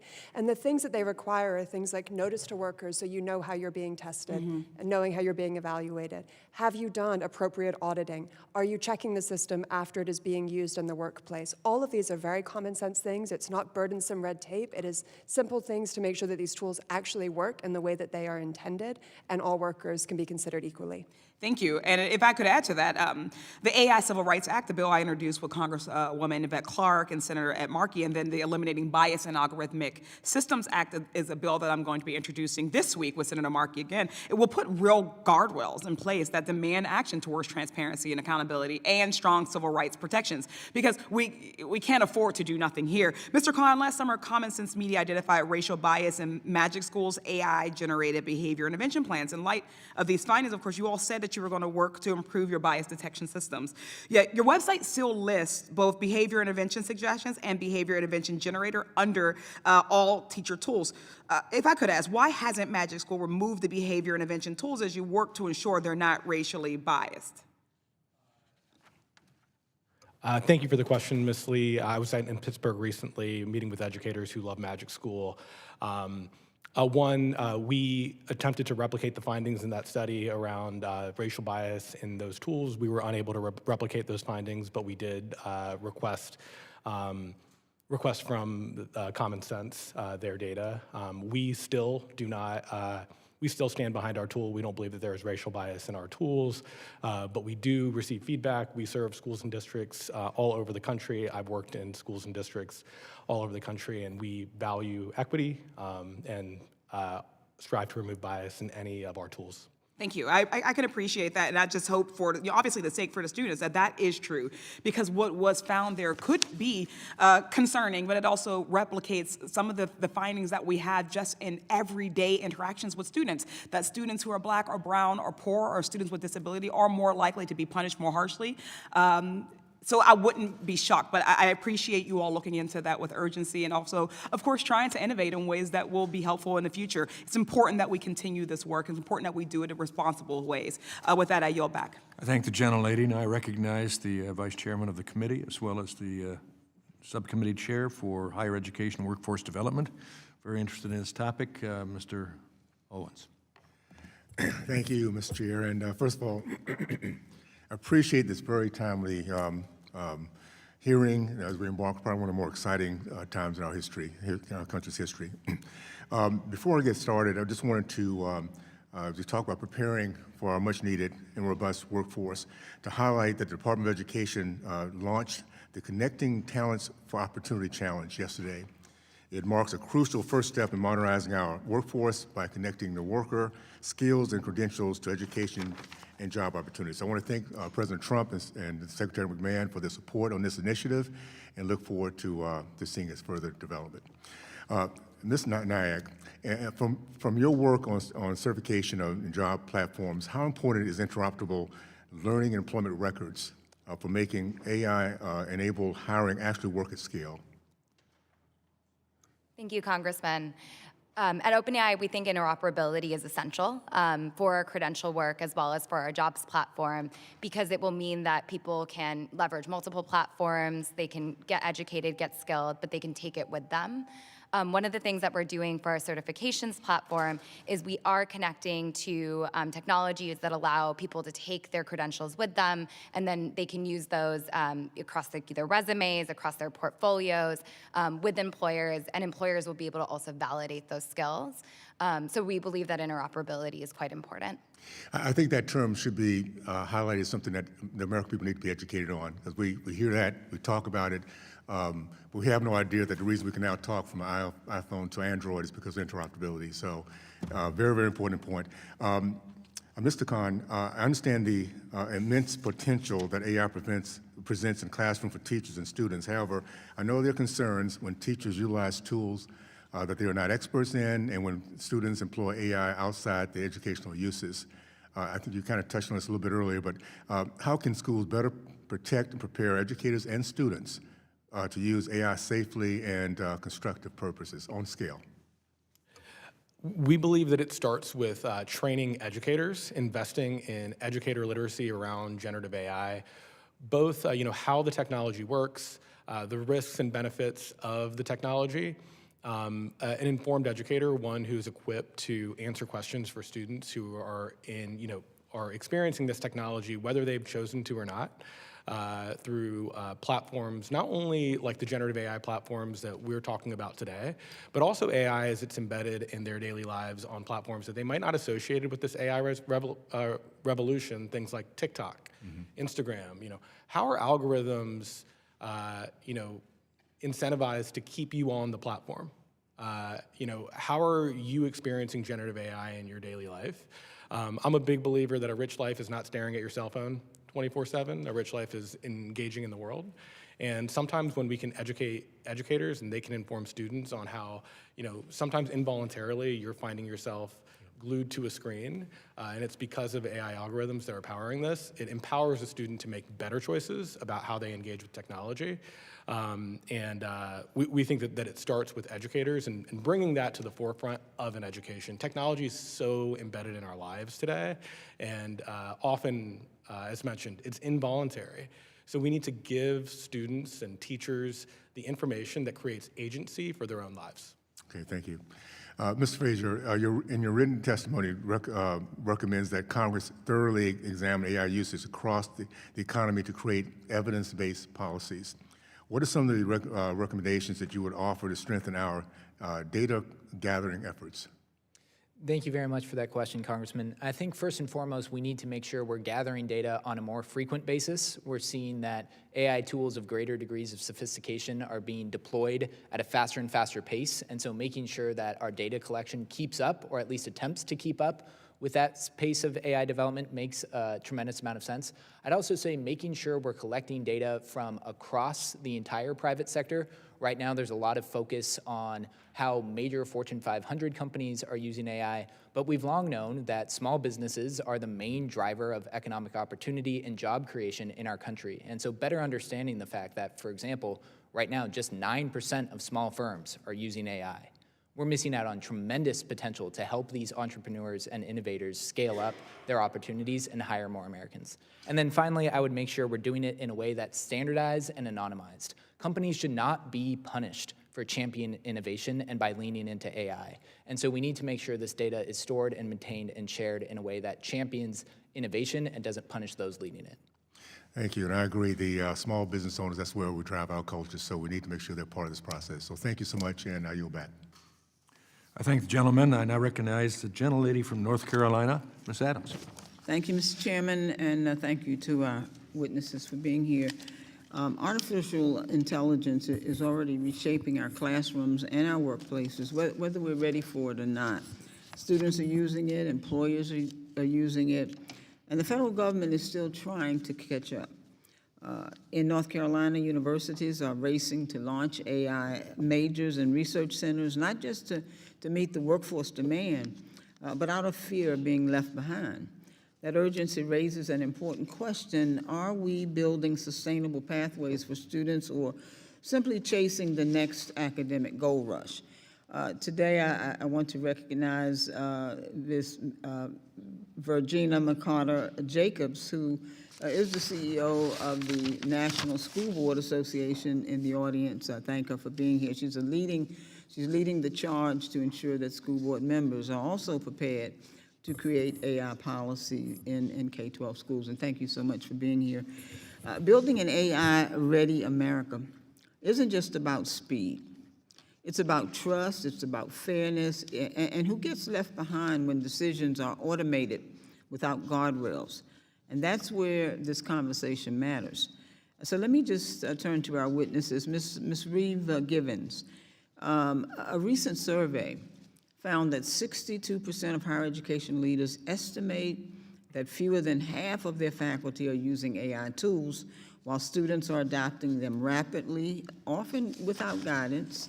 And from your perspective, what risk does this uneven adoption create for students and educators, and how should institutions and the federal government think about supporting responsible AI use without forcing adoption or lowering academic standards? When we think about how to make sure that AI brings everybody along across our society and economy, I think there are two different ways to think about this. One is about equitable access. Who can use these tools? Who are getting the skills and the benefits? And two is making sure that these schools aren't unintentionally creating greater divides, either through discrimination or bias or harmful uses of this technology. And we need to make sure we're focusing on both. So the first, about equitable access, our research shows that even as we studied K through 12 schools, 85% of teachers and 86% of students are using AI. There are big discrepancies when you start going in on a geographic basis and on an income level as well. And so how do we think about the digital divide and addressing those gaps? On the difference that you described in colleges of students getting more familiar with this technology than their professors may well be, all of this comes again to the notion of how do you prepare educators to be teaching the workers and the citizens of tomorrow, and realizing that they do need to become familiar with this technology. And again, the point I made earlier, this is not just about the tips and tricks to make AI help you do your job better, although that is very important. It is also taking a more sophisticated understanding of how AI is transforming learning and mitigating potential risks. Right, thank you. The Center for Democracy and Technology has been tracking the use of automated decision tools, systems that make high-stakes decisions without hiring, promotions, or access to credit, often without human review. So what concerns you most about the use of these tools in the workplace? And do you believe that the federal government has a role in setting baseline protections so that automation does not quietly reproduce discrimination or shut out workers in terms of opportunity? The use of AI in hiring and other decisions about employment is rapidly proliferating. And of course, there are efficiency reasons why employers are motivated to use these tools. But if the tools aren't rigorously examined and tested, there are real risks of them perpetuating discrimination because they are learning based on the historical data of who is being employed, or also perpetuating snake oil. In my testimony, I talked about an AI video interview. This is a real example where the person spoke in German instead of English and was still deemed a good match for the job. This tells you that employers don't necessarily know what they're buying. Workers definitely don't know what they're being tested about. And so transparency, rigorous testing, and then avenues for redress are hugely important. Thank you. So quickly, how should policymakers think about preparing students for an AI-driven economy in a way that emphasizes AI literacy, critical thinking, and ethics rather than narrow technical skills that may quickly become obsolete? I'm not an educator, but my impression is parents, teachers, and students care about this a lot. And one of the things we need to focus on is realizing AI is a tool. You are still the person that needs to be engaging in critical thought. And so understanding that comprehensive approach of when AI can help, but also its inherent limitations and the need for safeguards to make sure that it's being used responsibly and well, that is the complete package that we need to make sure teachers are being resourced to provide to their students, as well as, of course, using these tools responsibly themselves when they're using it in an education setting. Great, thank you very much. I'm out of time, Mr. Chairman, I yield back. I thank the gentlelady, and I recognize the subcommittee chairman of early childhood, elementary, and secondary education, the gentleman from California, Mr. Kiley. Thank you, Mr. Chair. I wanted Ms. Nayak to ask you a little bit about the certification program that OpenAI has, which I think is really interesting in equipping people with the skills to effectively use AI tools in the workplace. It seems that one of the challenges you face is that the capabilities are continually increasing, and you guys are always putting out new models and new features, and so. What a certification certifies today may, not necessarily reflect what use can be made of your tools, a week from now, a month from now, a year from now. So how do you manage the certification program in light of the ever-increasing capabilities of your models? Congressman, this is something that we talk about quite a bit internally, and there's two modes that we're going to use to address this. One is, you're certainly correct that, we release new models, we release new tools and technologies pretty much on a weekly basis. We talk a lot internally about how we can make sure that our courses can actually adapt as we actually introduce these new tools. AI is actually helping us do that, where we're working rapidly to leverage AI in building these courseworks, just like we put it in the hands of teachers, to be able to build these courses, to be able to adapt as fast as possible to the new products that we're putting out. So that's number one, is actually having the course grow with the technology. Number two is when we think about actually giving someone a certification, how do we make sure that that certification follows them as technology changes, rather than, they get the certification once and then they're done, and then 3 months from now they no longer have that skill. The way that we're thinking about it is, unlike certifications today, which are a course that you take, an endpost that you get, and then you get that certification, our certifications will actually grow with the user as they use ChatGPT. Our North Star there, we're not there yet, but we're hoping to get there as fast as possible, is actually enabling people to get certified as they're leveraging the platform, so that certification will actually assess over time that they're actually building the new skills as the technology is changing. And so we're really hopeful about that. We think that we can use AI as a tool to actually grade and certify people along the way, so that it is actually pretty nimble to the technology as well. Yeah, very interesting. And I know what a challenge that must be. You talked about the capability overhang when it comes to adoption in industry. I think there's also something, maybe a more extreme overhang when it comes to the policy side of things, where a lot of the debates we have are about, a state of the technology that we've already passed. And so on the education subcommittee, we've been looking at AI in education, and I'm very optimistic about the opportunity. I want to bring you into this as well, Mr. Khan, of AI in education to close achievement gaps and to really transform learning. But sort of by definition, we're only able to look at what current tools are being used to do. So I'll start with you, Ms. Nayak, and then would love to hear your thoughts, Mr. Khan.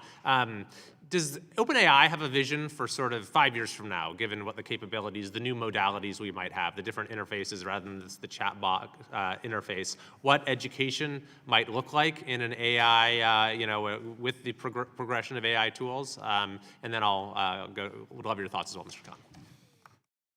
Thank you, Congressman. Yes, so we think that AI will augment the systems and structures that we have in place, and ideally make them a lot more personalized and a lot more focused on the individual learner. And I think that we're already certainly seeing this with efforts like Magic School.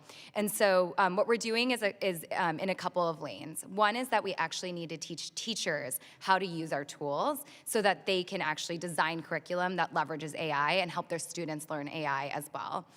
If we do that, then we can have certifications courses, or even students can bring their curriculum from their schools into AI, and they can get personalized support.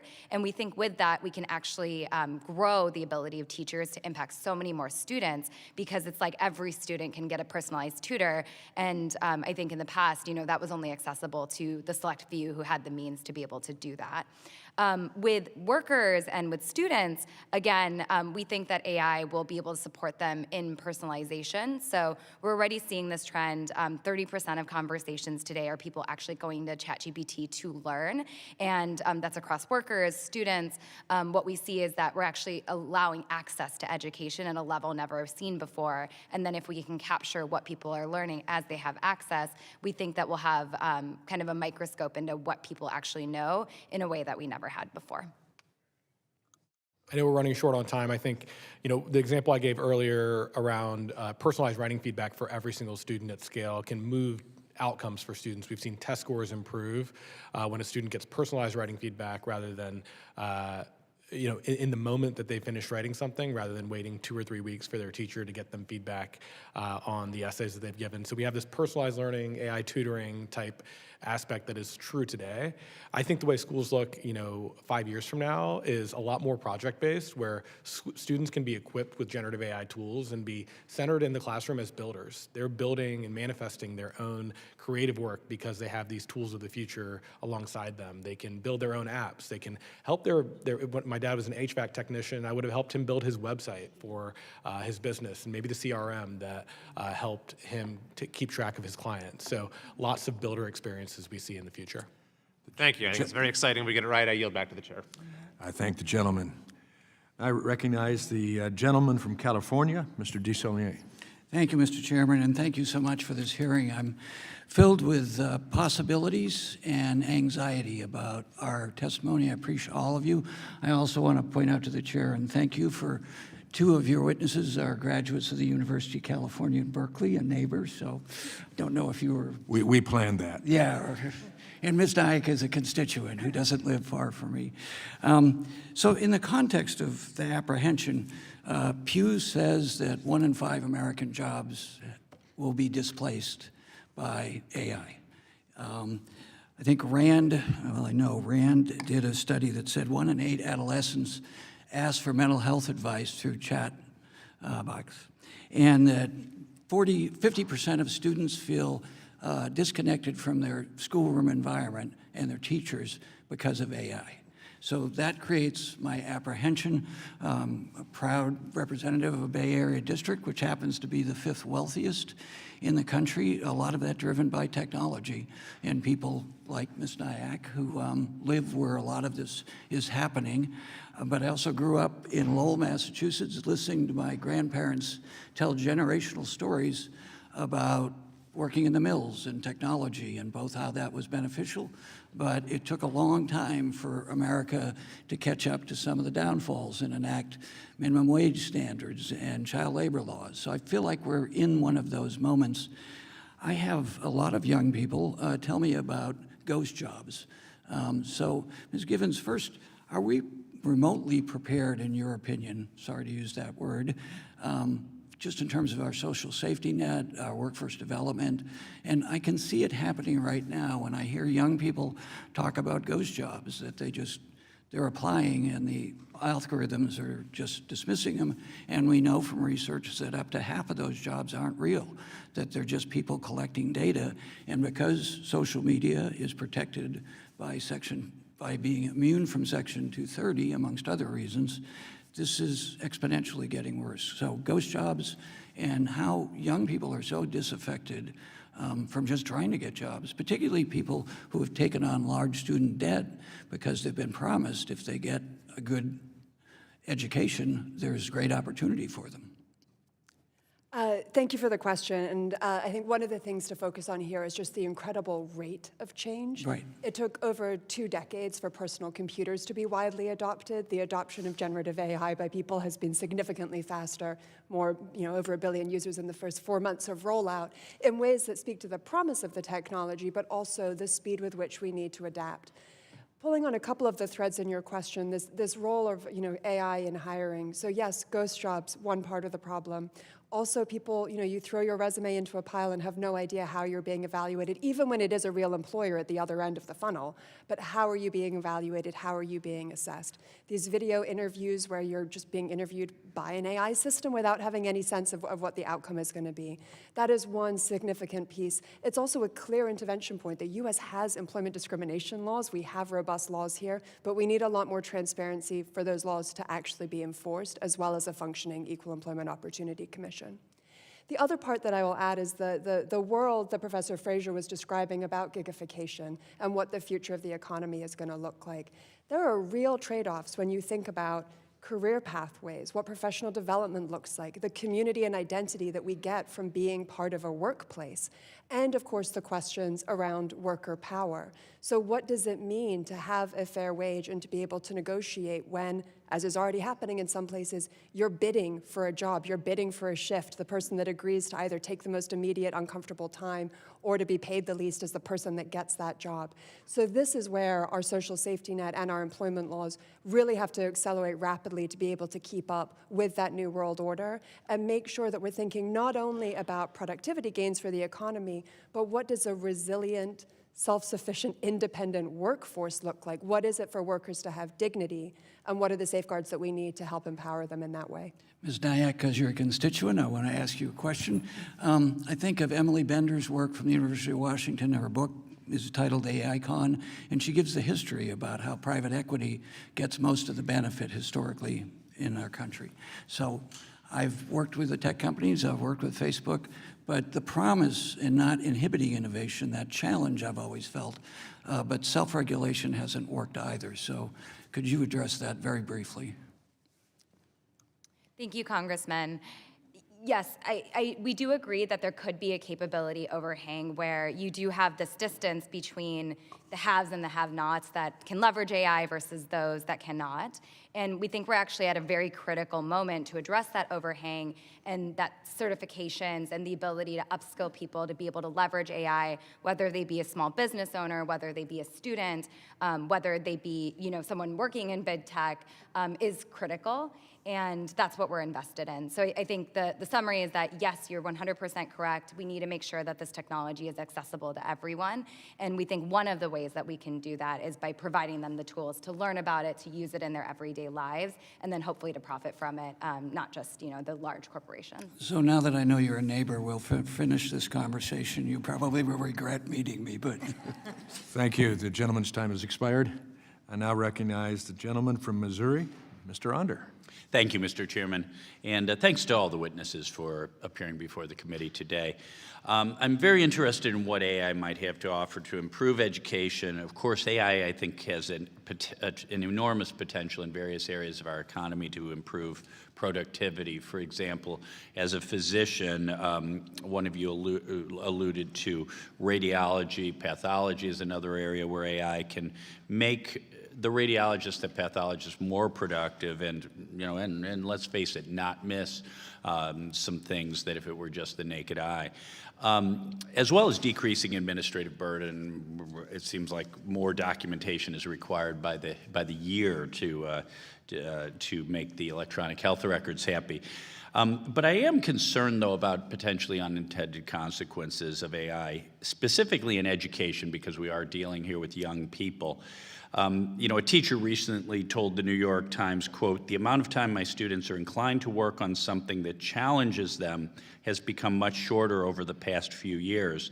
There was a time when a typical student would wrestle with a concept for days before getting it. Now, if that student doesn't understand something within minutes, they're more likely to give up and look for an alternative, i.e. Asking a chatbot." The ranking member Scott cited an article from NPR today. It was citing a study by Brookings. Brookings did focus groups around the country, around the world, 50 different countries, of parents, students, educators, and tech experts, as well as a literature review of hundreds of research articles. And it found some positives and negatives. One of the positives was that AI can help children learn to read and write, and that's, of course, great. At the same time, the study concluded in part, AI poses a grave threat to children's cognitive development. The concern was a, quote, doom loop of AI dependence, where students increasingly offload their own thinking onto technology, leading to the kind of cognitive decline or atrophy more commonly associated with the aging brain. And they commented other technologies can do that too, for instance, word processors. But it's on steroids with AI. In my concerns, I don't mean to pick on my AI experts here, because I have similar concerns about smartphones, about social media. Steve Jobs in 2010 was asked by the New York Times, how do your children like the iPad? He said, my children don't have an iPad. And we know many technology executives, Bill Gates, Neil Mohan, others have limited their kids' use of technology. But I ask my witnesses, I'll start with you, Ms. Nayak, how do we harness the potential benefits of AI in education and yet protect our kids from the risk of overdependence and and I even have concerns just if the computer's in front of the child every day, it seems almost 24/7. How do you protect kids from all the horrific stuff we know is on the internet? Thank you, Congressman. First, I want to start that OpenAI agrees with you that we do really need to invest in protecting our youth and making sure that they use our technology for their benefit versus their harm. And we're putting a lot of work, that's not my area of expertise, but we are putting a lot of work as a company into making sure that there are those guardrails. I do want to address kind of your statistics on AI usage and the harm it could cause. We're also seeing that it could cause immense benefit. We're seeing that 1/4 of 18 to 24-year-olds use AI every day to help with their learning. That's about just general questions, tutoring, schoolwork. We're also seeing that, for instance, a study from Harvard University found that a physics class that actually had a tailored curriculum that was focused on using ChatGPT found that students actually doubled their engagement and actually improved their problem-solving skills. And so I think you're right that if teachers inadvertently kind of have students using AI, there could be ways where they cheat or they use it in ways that weren't kind of meant for the course. But if teachers can actually augment their curriculum to integrate it, I do think that there's promising ways that they could actually increase engagement, increase critical thinking, and problem solving. Thank you. And I do want to also point out, I continue to be concerned about political and ideological bias in AI. Of course, President Trump on July 23rd issued an executive order preventing woke AI in the federal government, but as of this week, in fact, as of yesterday, I did an AI search, and I was pretty darn clear about what I was looking for, and it returned results biased against what I was looking for. So unfortunately, I'd love to hear your response, but I'm out of time. Thank you so much, and I yield back. I thank the gentleman. I recognize now the educator from Connecticut, Mrs. Hayes. Thank you, and thank you to our witnesses for being here today. Advanced technologies like AI are rapidly being integrated into the classroom and can enhance teaching and learning. It can also be difficult for teachers and administrators to navigate evolving AI technologies and to use them safely and effectively. Ms. Reed-Givens, in your testimony, you state that, quote, fewer than half of teachers and students report they have received some training or information on AI use in class, well below the reported use of this technology. Mr. Khan, in your testimony, you state, quote, teachers need support to understand where AI is helpful, where it can fail, and how to supervise its use effectively.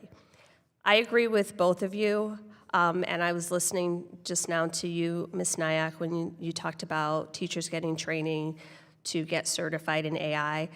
I have to frame my questions with the caution that while I understand this is important, I mean, I'm a certified classroom teacher. We had a component in special education, now a layer on AI, and we're having conversations where we don't even want to pay teachers what they deserve to begin with, but continue to add on all of these layers. And I did chuckle a little, Mr. Khan, when you said students have to wait 2 to 3 weeks for feedback on an essay. For the record, no student in my class ever had to wait 2 to 3 weeks for feedback on an essay. And that time where I gave feedback, not just what my comments were, but why I made them in a one-on-one setting, was valuable and promoted student interaction.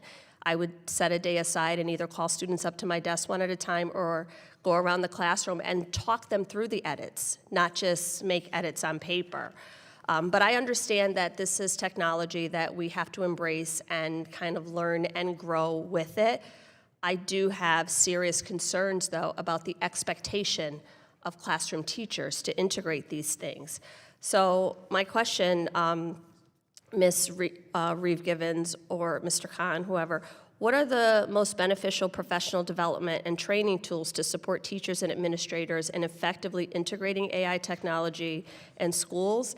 And where do we need to allocate more attention or resources to support the educators who will now be tasked with not only the technology, but the integrity, the ethics surrounding it, and all of those components that come with it? Because when I went, all of my degrees are in education. History, curriculum and instruction, educational leadership, but this is literally a whole area all by itself that classroom teachers are going to be expected to be responsible for. Thank you for the question, Congresswoman. Respectfully, all of my degrees are also in education. I was also a high school English teacher. So you get it. And I do get it in public schools. And I recognize that teachers already have an immense amount of burdens and training that they are already needing to be equipped with in their daily work as educators. I think to answer your question, the things that they can benefit the most from are, the way that we work with schools and districts that we partner with is first we give them kind of a baseline education on how this technology works, here are some suggested use cases on how this could be used powerfully. Here are the risks associated with those things. And we also empower the local district's leadership, the champions, maybe the technology leaders in the district, maybe a department chair in English. And they can talk about how, to your point, it is still really important that the student is hearing from the teacher about, how the strengths of their essay, the areas that they have to grow, and how can AI be a part of that story rather than the full story? But realistically, how often would that training need to be updated because this technology is evolving so quickly? Yeah, I don't Literally, you'd have to have professional development every week. Yeah, I don't think it's a singular training. I think it's just like, as in our work as educators, we had department meetings every for me in the school that I worked in, we had a department meeting every month.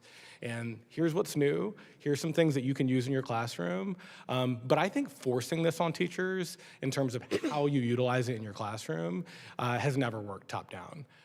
In terms of a baseline education around it, helping you understand what you can and can't and shouldn't do, and then equipping you with the agency to make your own choices as a teacher is, I think, something that I've always advocated for as a teacher. Is we trust teachers, we empower them with knowledge, and then we trust them to make good decisions. That's what I would encourage. Well, I guess just like 5 minutes is not enough time to question witnesses on this topic. I don't think we are adequately positioned to require teachers to be responsible for this in the classroom. I'm sorry, Ms. Reeves, I've run out of time. I yield back. I thank the gentlelady. I recognize now the gentleman from North Carolina, Mr. Harris. Thank you, Mr. Chairman, and thank you to all of our panelists today and the witnesses for your expertise and what you've been able to share, and some very important insights, I think, and a lot of food for thought that we've heard today.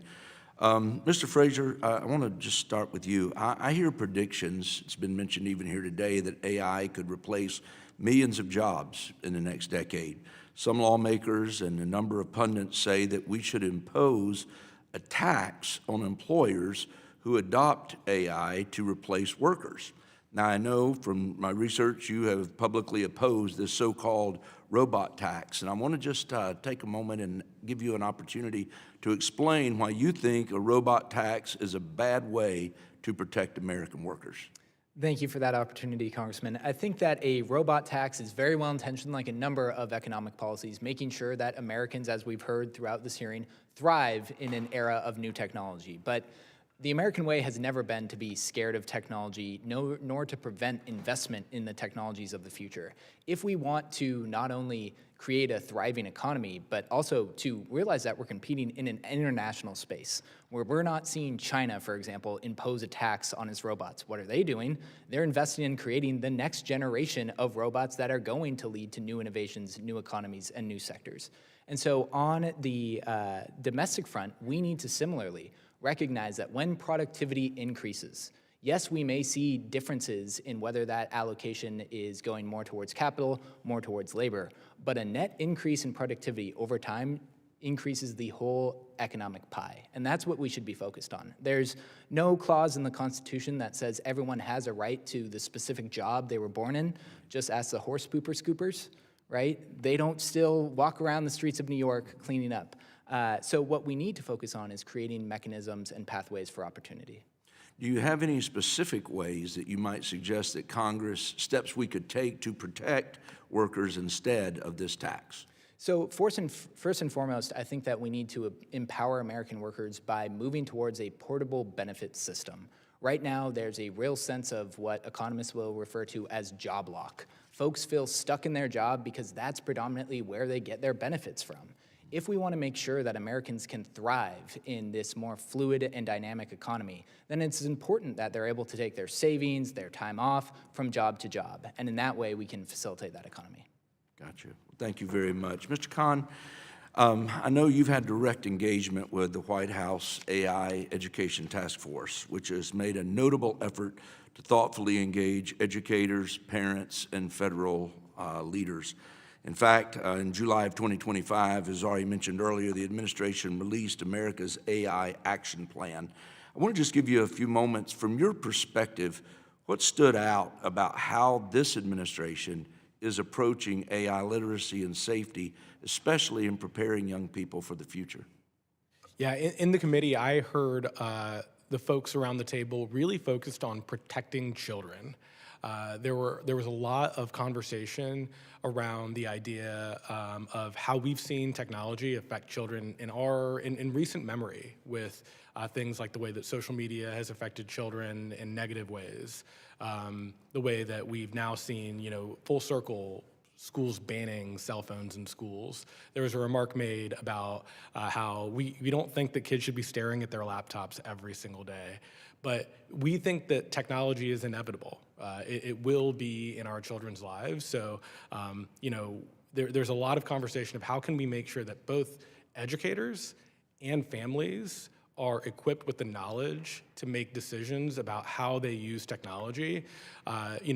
Freedom is only freedom when you have information, when you have agency, when you understand something. And that's what I heard the focus being on in that meeting, which I was heartened by. Excellent. Well, thank you very much, and to all of you for your time that you've shared. And Mr. Chairman, I'll yield back. I thank the gentleman. Now I recognize the gentlelady from Arizona, Ms. Grijalva. Thank you, Mr. Chairman. The rapid advancement of AI necessitates an acknowledgement of the profound ripple effects this emerging technology creates across society. While these issues may transcend the immediate scope of this committee, we must address the exploitation of intellectual property, privacy violations stemming from mass data collection, and the spread of misinformation. Furthermore, the integration of AI introduces significant security risks, a lack of algorithmic transparency, and severe environmental consequences due to excessive consumption of energy and water.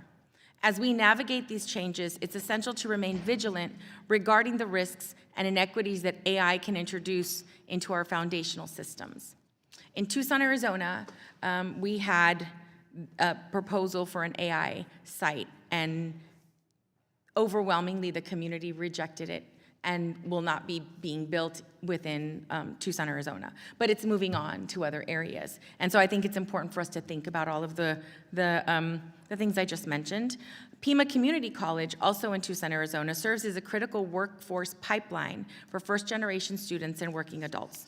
Through partnerships with regional employers, the college provides the job-aligned training required for a landscape where AI is reshaping everyday work.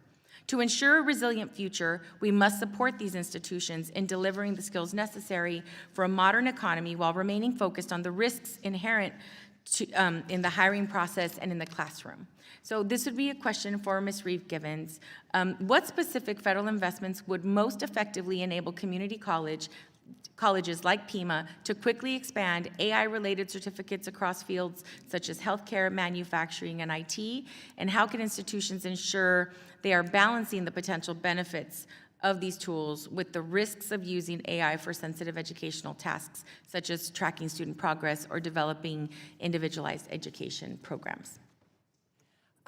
Thank you for the question. Mr. Harris alluded to some of the energy that is coming out of the current administration, including a focus on ramping up AI adoption in education.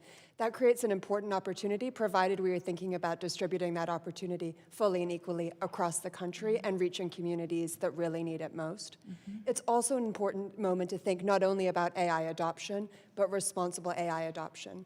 In 2025, the Department of Education put out principles for responsible AI use that have a lot of good content in there. We have advocated for the administration to follow those own guidelines put out by its own Department of Education in the rollout of those plans and opportunities. The other piece that I would add here, you were very right in your opening to touch on some of the other issues not raised by the committee yet today. Cybersecurity threats that schools are facing, the privacy concerns. Just to pause for a moment on the cybersecurity threats. In our recent research, 23% of teachers reported that their school experienced a large-scale data breach in the last school year alone. Cybersecurity analysts report 4,000 schools experiencing data breaches in a particular week. And as AI use increases, we're sharing even more data about students, even more personal information that becomes vulnerable to that harm. Yet right now, the administration has pulled back its funding for CISA, the government agency that supports this work, and ended the multi-state information sharing program that helps school districts respond to these threats. So those are the types of places that might not be top of mind, but really need to be when we think about school readiness, school preparedness, and making sure that educators, again, not only are learning about the potential of AI and thinking about its use in the classroom, but actually are equipped to navigate this transformation and get the full benefit that they deserve. Thank you. Did anyone want to add anything to that question? Okay. I don't know. What safeguards should Congress include to ensure AI workforce investments are broadly accessible to community colleges outside of major technology hubs like Pima in Tucson? And given the active litigation against Workday involving allegations that algorithm-based screening tools systematically discriminated against applicants, what can be done to the algorithms underlying these tools to ensure that they do not have a disparate impact on our graduates because of their age, disability, race, gender, or other protected characteristics? Sure, I'm happy to talk briefly about some of the lessons from a litigation that Workday is facing right now about discrimination through hiring tools that it was used, without specifically commenting on the merits of that case, which continue to be ongoing. It's a really important wake-up call, not only to employers about how these tools can perpetuate discrimination, and also the role of the vendors that are developing these tools as well. This includes questions like how easily and rapidly people are being dismissed based on protected characteristics. One of the things that I think is important for Congress to know is, yes, we do have existing employment laws that can be brought to bear in these cases, but it is very hard to actually discover these instances and to prove these cases because of the lack of transparency and visibility. It used to be there was a bad apple in HR, and you could maybe trace back how an interview went badly or what might have happened just from studying the results of one company.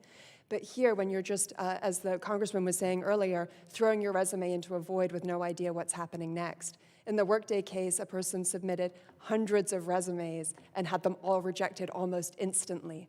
And that was how he began to connect the dots.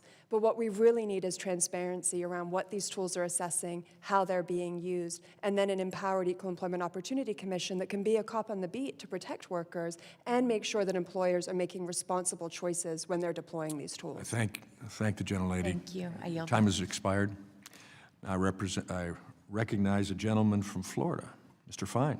Well, thank you, Mr. Chairman. And, usually when I prepare for my committee meetings, I do research, I understand what's going on. But today I had an expert that I could go and talk to about the use of AI in education, and that is my son, Jacob, who's a senior in high school, and who actually uses these tools and uses your product quite a bit. Not to cheat, at least that's what I think. But I will tell you, as a parent, I have to ask him, like, wow, that was really well written. Like, did you write it yourself? And he often gets upset. But he has shown me himself tools that none of us had, and frankly, even students 5 years ago never had. And so the first question is a question he asked me to ask. So I'm interested in your perspective on this.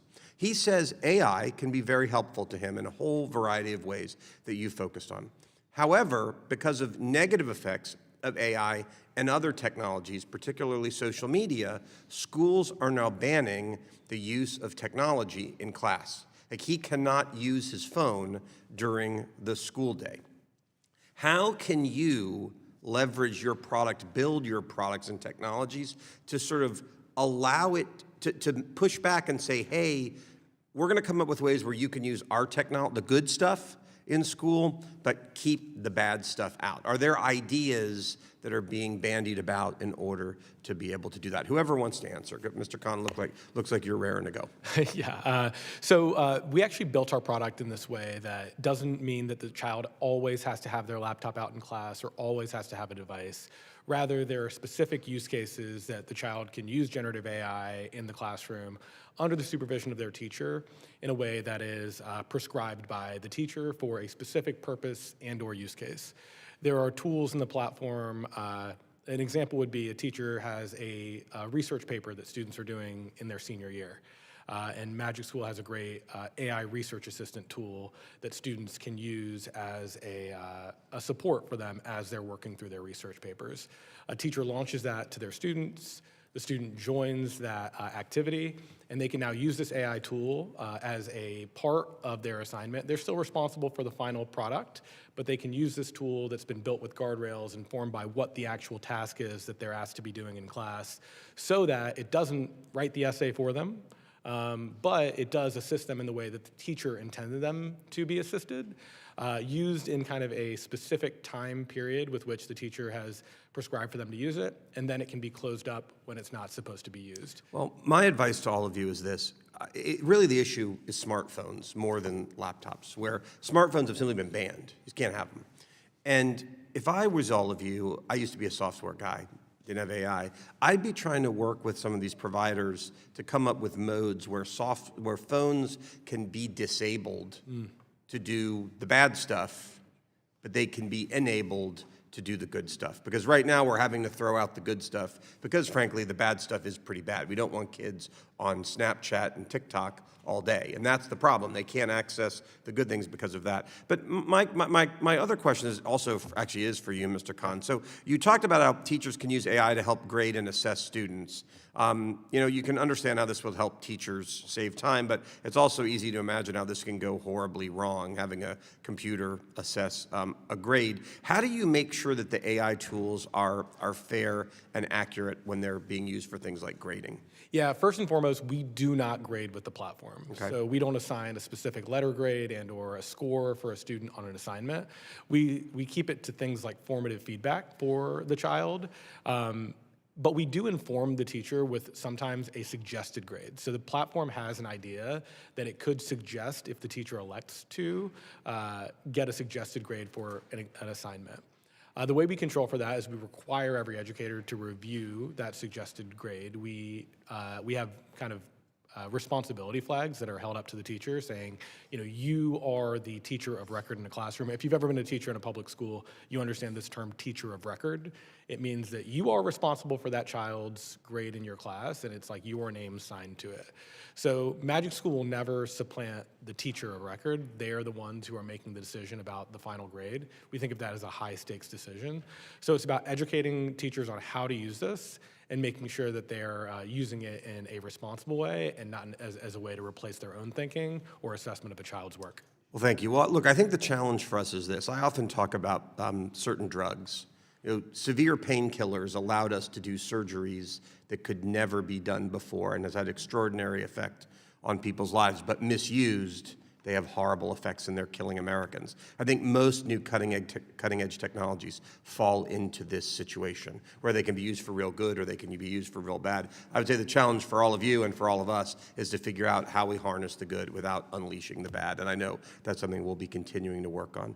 Mr. Chairman, I yield back. I thank the gentleman. I recognize now the gentlelady from Illinois, Ms. Miller.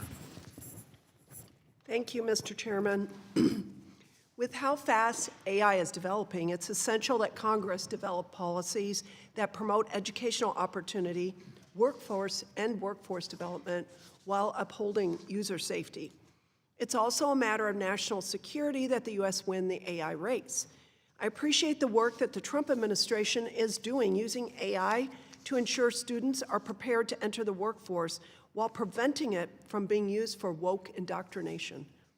AI has become especially effective in the classroom as it can personalize learning experiences while also helping students with special needs and learning disabilities. AI is equally beneficial to teachers as it helps create lesson plans, saving teachers hours of work per week. Over the course of a school year, this adds up to nearly 6 weeks of saved work time. AI is also beneficial to businesses and their employees as it can teach valuable skills at a fraction of the cost. However, as AI continues to develop and progress, we must address how it may disrupt the job market as well as teacher-student relationship in the classroom. And Mr. Khan, I'm especially concerned about AI's effects on children concerning chatbots imitating human relationships. How can we address these issues while still using AI effectively in the classroom? Thank you for the question, Congresswoman. We We share in your concern about the inappropriate relationship that a student could have with a chatbot in the classroom. The way that we guard against that is we make sure that any interaction with generative AI through our product, and the way we believe all products should be used, or AI products when used in schools, should be under the supervision of a teacher. Teachers have monitoring dashboards where they are flagged for inappropriate content or maybe an inappropriate interaction that the child might be having in the experience. And then, of course, the experiences themselves are academically focused. They're not intended to create a relationship between a chatbot and a child. More importantly than that, certainly there are technology safeguards we put into the products, but we equip teachers with understanding the risks that you just described. We help them before they even use this technology with their students in the classroom. They're introducing the technology with letting the child know about what this is not. This is not a companion. This is not something that you should be building a relationship with. And human connection is still the most important part of the educational process. So the center of our work, we have a slogan, it's teachers are magic, but that's very much the ethos of the company too, is that the greatest learning happens with the relationship of a teacher and a child, and a parent and a child, and we keep that at the center of our work and only use AI to augment their ability to serve the needs of the children in the classroom and avoid the negative effects. I'm glad that we agree on the danger that children could access that. I know a school in Illinois recently, the kindergartners were working on a Chromebook and pornography just popped up on it. And so, we just need layer of protections to make sure our kids' minds are protected. Absolutely. Okay, and then also for Ms. Nyack, how can Congress develop policies that will use AI to promote workforce development without sacrificing jobs? Thank you, Congresswoman, excuse me. We think that Congress should think about how all of the programs that already exist, unemployment programs, programs to help upskill and educate people, they should think about how those can also add AI skills into those trainings. So what we're doing is we're providing a foundation of certifications, we're partnering with governments, we're partnering with employers to think about how those certifications can enter into their workflows, to think about how those certifications can lead to jobs, and we'd love to work with Congress to think about how our certifications could also be used in workforce development programs at the state level as well as federally. Would any of those certifications be available to students while they're still in high school so that, okay. Yes, that's our intention. Students, teachers, as well as the workforce. Okay, great. My final question is to Mr. Frazier. Oops. Well, Chairman, you want me to finish? 16 seconds. Okay. Can you talk more about needed safeguards for AI policy in light of student privacy? Yeah, first and foremost, very quickly, I would say we also have to be attentive to the fact that today's AI is the worst AI we'll ever use, and if we want more AI tools to be safe and reliable in a student context, we also have to talk about updating and gathering student information. We can't have one without the other. So better data leads to better AI. Thank you, and I yield back. I thank the gentlelady. Now I recognize the gentleman from Pennsylvania who's wondering how AI will help produce better whole milk. Chairman of the Ag Committee, Mr. Thompson. I've got a lot of thoughts on that. Great applications in agriculture, but let's talk education today, which is the foundation of everything, actually. So, Mr. Khan, you had reflected already on how K through 12 schools currently integrate AI-based assistive technology into classrooms. I want to focus on students who are learning with various disabilities. What do you see as the opportunities there? The reauthorization of the Individuals with Disabilities Education Act is long overdue, and so actually this could be good timing. Thank you for the question, Congressman. As a former special education teacher, this is near and dear to my heart. AI can be an incredible assistive technology in supporting students with learning disabilities. Within our platform and many AI tools, one of the incredible advancements is in speech to text and text to speech. So often students with individualized education programs, IEPs, students with disabilities will have a read aloud accommodation. AI can read aloud in a natural voice that continues to have the child engaged in their education with a compelling narrator individually in the classroom, rather than having a teacher kneel down next to them to have to do that. And perhaps, that's great for the individual child the teacher's with, but, when I was a special education teacher co-teaching, I couldn't get to every child in the classroom to give them that accommodation. There was a physical barrier for me to be able to, implement the required accommodations that the children in the classroom that I was supporting had. And AI breaks down that barrier. It gives them the ability to have read aloud in the moments that they need it.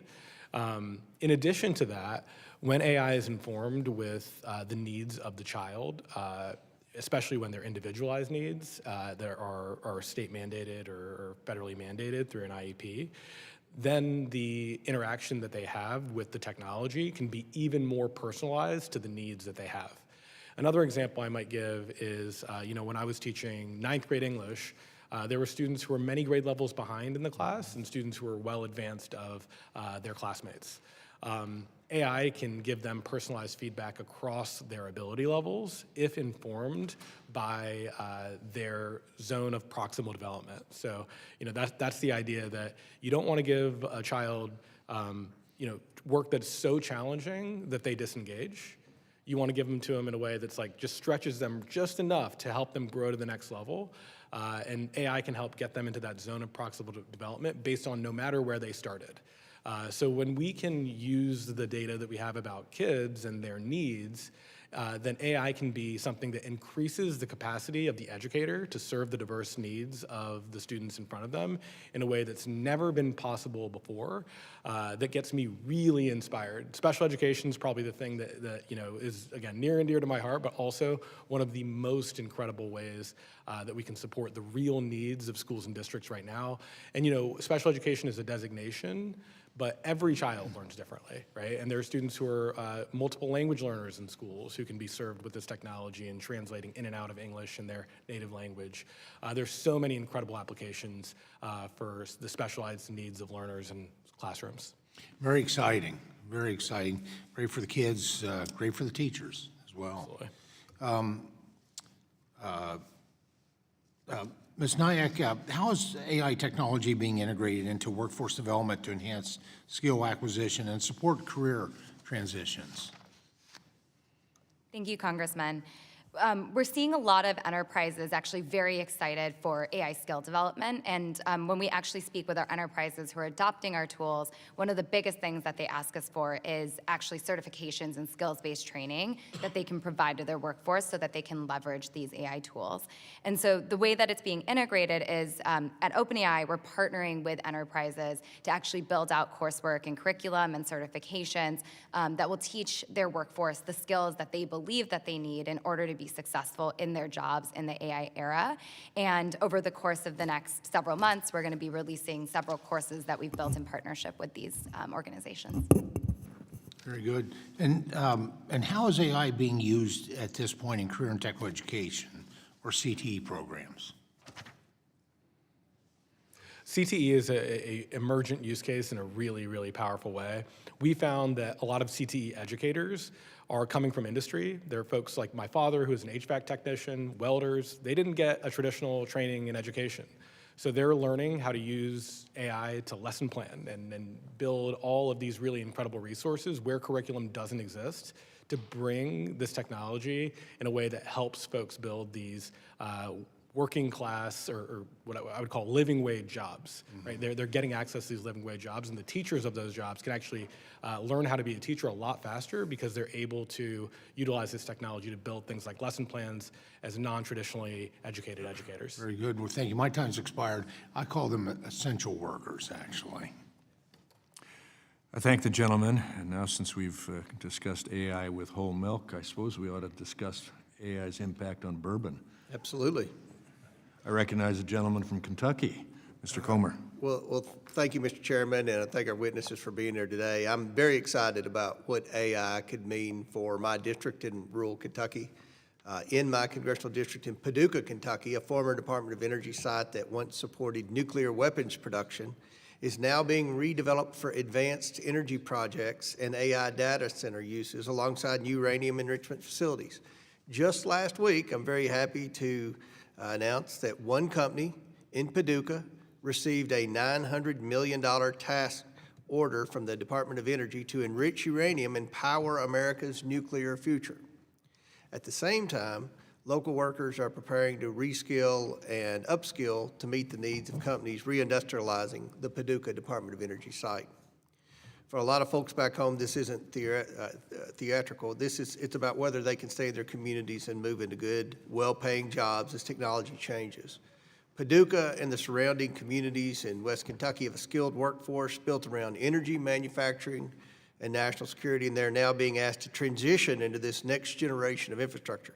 I see this as a real opportunity for Kentucky to be a part of the future of AI, not left behind.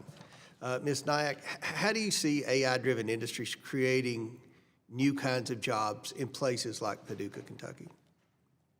Thank you, Congressman. And I think Paducah is a really exciting example for how AI could actually move with industries and kind of transition them over time. I think the example that you gave of data centers and being able to leverage their skills to power the next generation of this technology is a very exciting one. What we're doing with the jobs and certifications effort is we're actually leveraging our AI Foundations courses to build curriculum for specific industries like the ones in your district to enable them to actually gain the AI skills, but also leverage the skills that they already have in this new era. And we're very excited to see that enabling workers to actually transition with the times and then actually lead to much more economic growth in new industries or industries that are just transitioning with AI. Well, that's great, and we talk about it a lot in this committee, and I think we're all in a majority agreement that it's a new type of job training in America, and I guess, Ms. Nyack, what specific kinds of training or specific certifications would help average workers that want to reskill move more quickly into these new types of jobs, and how does Open AI think about supporting those pathways?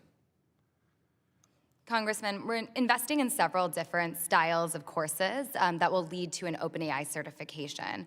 Our first one is something that we think can be valuable to everyone, from a teacher to a student to a worker, which is AI Foundations, which teaches them how to use tools like ChatGPT, teaches them how to build agentic workflows, and then also teaches them how to bring their community along and actually train the trainer and teach others around them to use AI. That's our kind of first set of courses, and we're already starting to roll those out. We'll finish that full curriculum series this month. The second set of courses are focused on AI builders. Those are the ones who are technologists, or even like the examples that you give, who are operating data centers or operating energy facilities, where they're actually leveraging AI to build tools for others to use. We're going to start to build out an AI builders curriculum and coursework that will empower those individuals to be able to use our tools. Over time, we see that we would love to partner with every industry to think about how we can take those types of courses and then adapt them to their industries. So examples of that is we've already released an AI teacher course, which takes our AI Foundations course and actually augments it and implements it for teachers.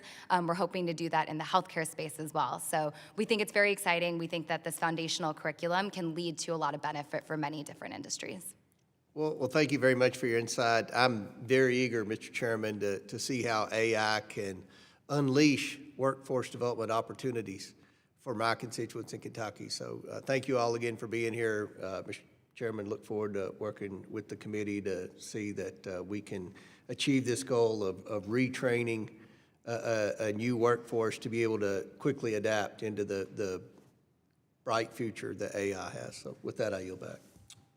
I thank the gentleman. I now recognize the gentleman from Guam, Mr. Moylan. Chairman Walberg and Ranking Member Scott, thanks for hosting today's important hearing, and thank you today to our panel for providing your expertise. So the rapid advancement of AI deployment through the workforce and schools And it's provided untapped opportunities, of course. And while we have an unlimited potential, we should also be cautious about irresponsible use and the threats of our adversarial nations, what they can pose with the new technology. And that's why I work consistently with my colleagues on both sides of the aisle to ensure that appropriate guardrails and strategic planning are in place to generate jobs, ensure AI dominance, and protect our nation and its people. Ms. Naya, oftentimes certain areas can be left behind in innovative workforce development. To maintain American AI leadership across the globe and in all corners of the country, what approaches can ensure that no community is left behind, particularly in the territories, rural areas, and remote locations where AI applications can solve critical infrastructure, logistics, and economic development problems? Thank you, Congressman. And we share in your concern that AI could leave people behind, or it could actually help to accelerate rural communities or communities that normally wouldn't be reached by technology. And we're hopeful that it will be the latter. What you're talking about is something we call the capability overhang, where we want to make sure that people can actually use AI to its fullest, and we need to be able to skill them to be able to do so. And so what we're doing here at OpenAI is a couple of things. One is we're leveraging certifications, and those certifications are available on ChatGPT, and so really anyone could access them.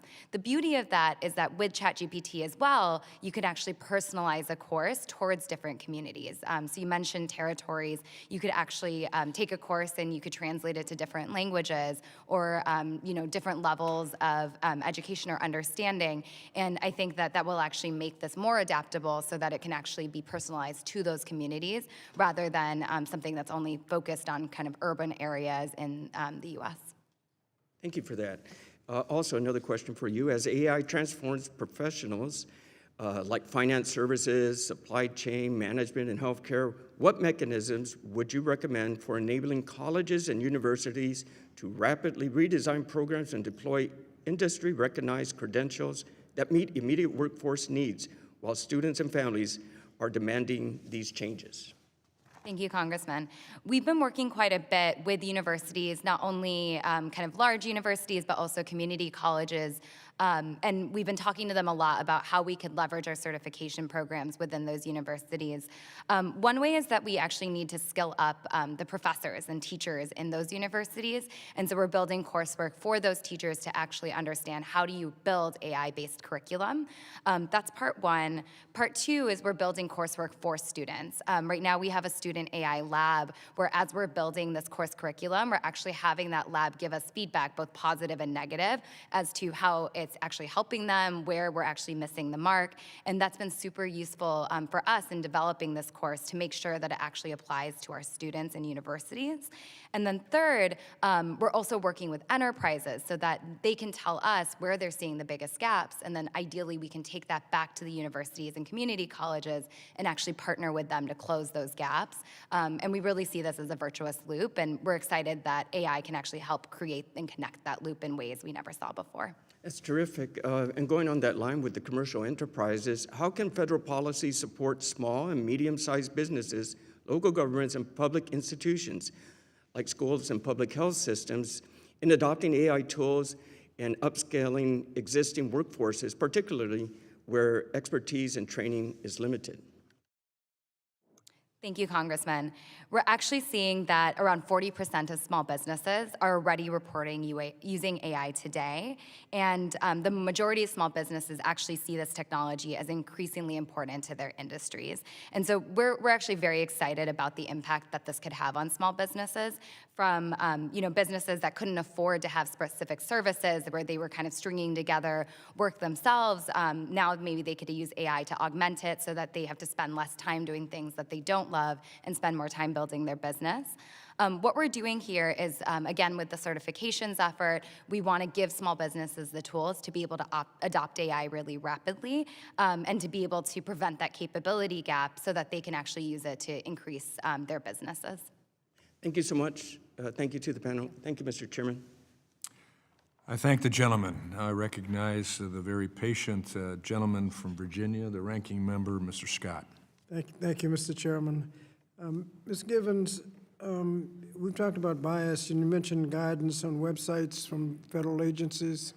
Can you say a word about the status of that guidance? Absolutely, and it comes up in both of the topics of today's hearing. So in the hiring and employment space, over the past 5 years, the Equal Employment Opportunity Commission, the Department of Justice, Department of Labor, and National Labor Relations Board did extensive work to put out guidance for employers and workers about how to use AI in a way that complies with existing employment laws.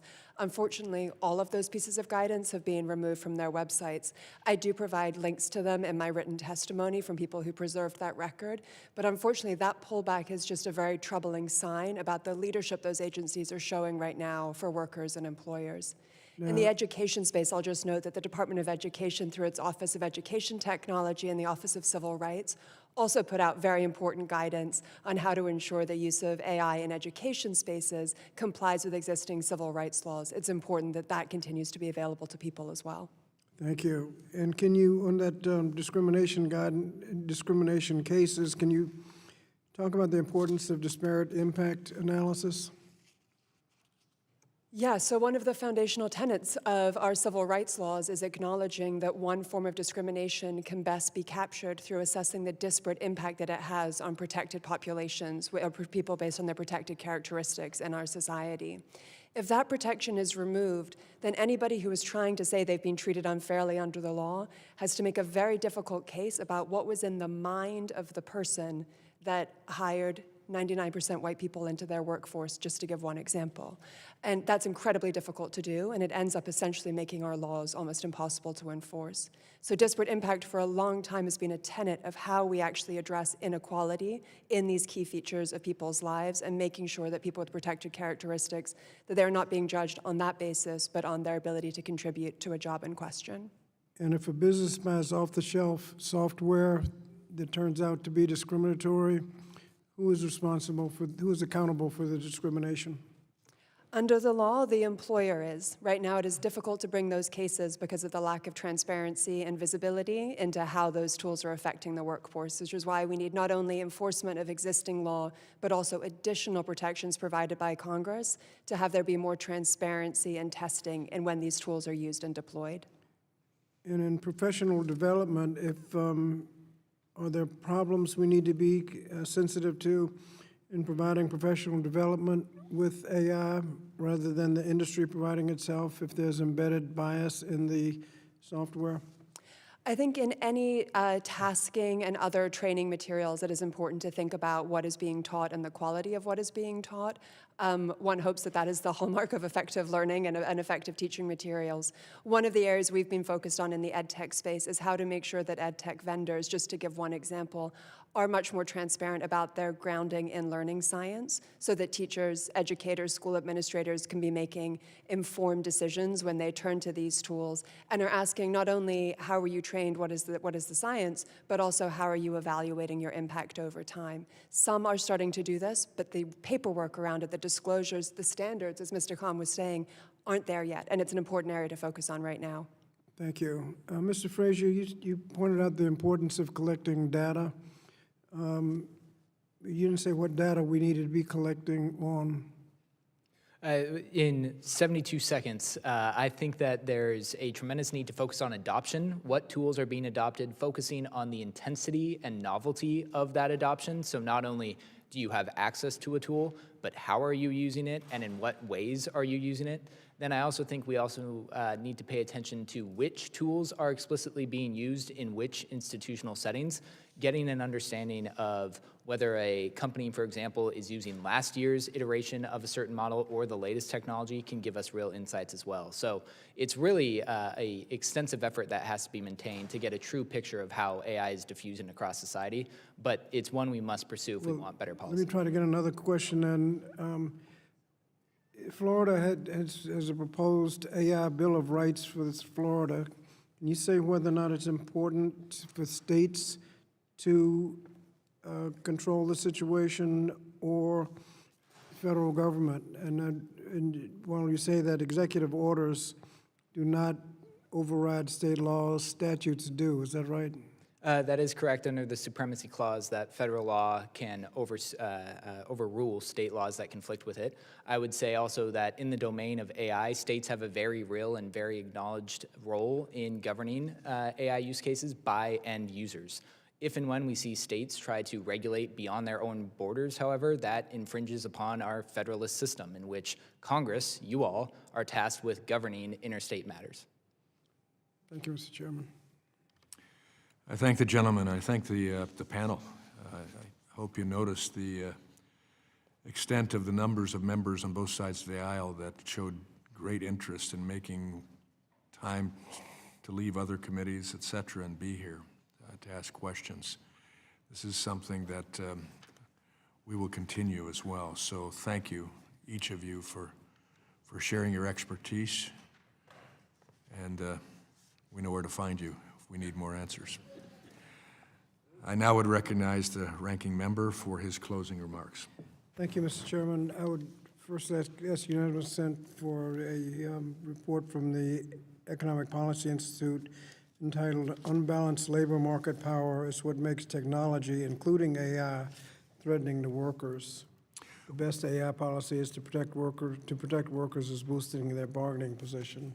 Without objection. And the other, the article that was mentioned a couple of times, the risks of AI in schools outweigh the benefits, report says. It's a National Public Radio piece. Without objection. Thank you. Mr. Chairman, I think this has been a great panel. It's very instructive. We've heard a lot about what's going on, the need for, I think we've heard one need, that we need some standardized oversight of what AI programs are. We've heard the importance of asking the right questions. The problem is if you don't have some independent analysis, you don't know what to do with the answers. How's your program on privacy? Oh, it's great. Now, what do you know? We need some independence, and also, like we have with registered apprenticeships, the certification of programs. With a registered apprenticeship, if you have a registered apprenticeship that you completed in Washington, D.C. and Washington State, they know what you can do. We need to make sure that certifications in AI have the same kind of standardization.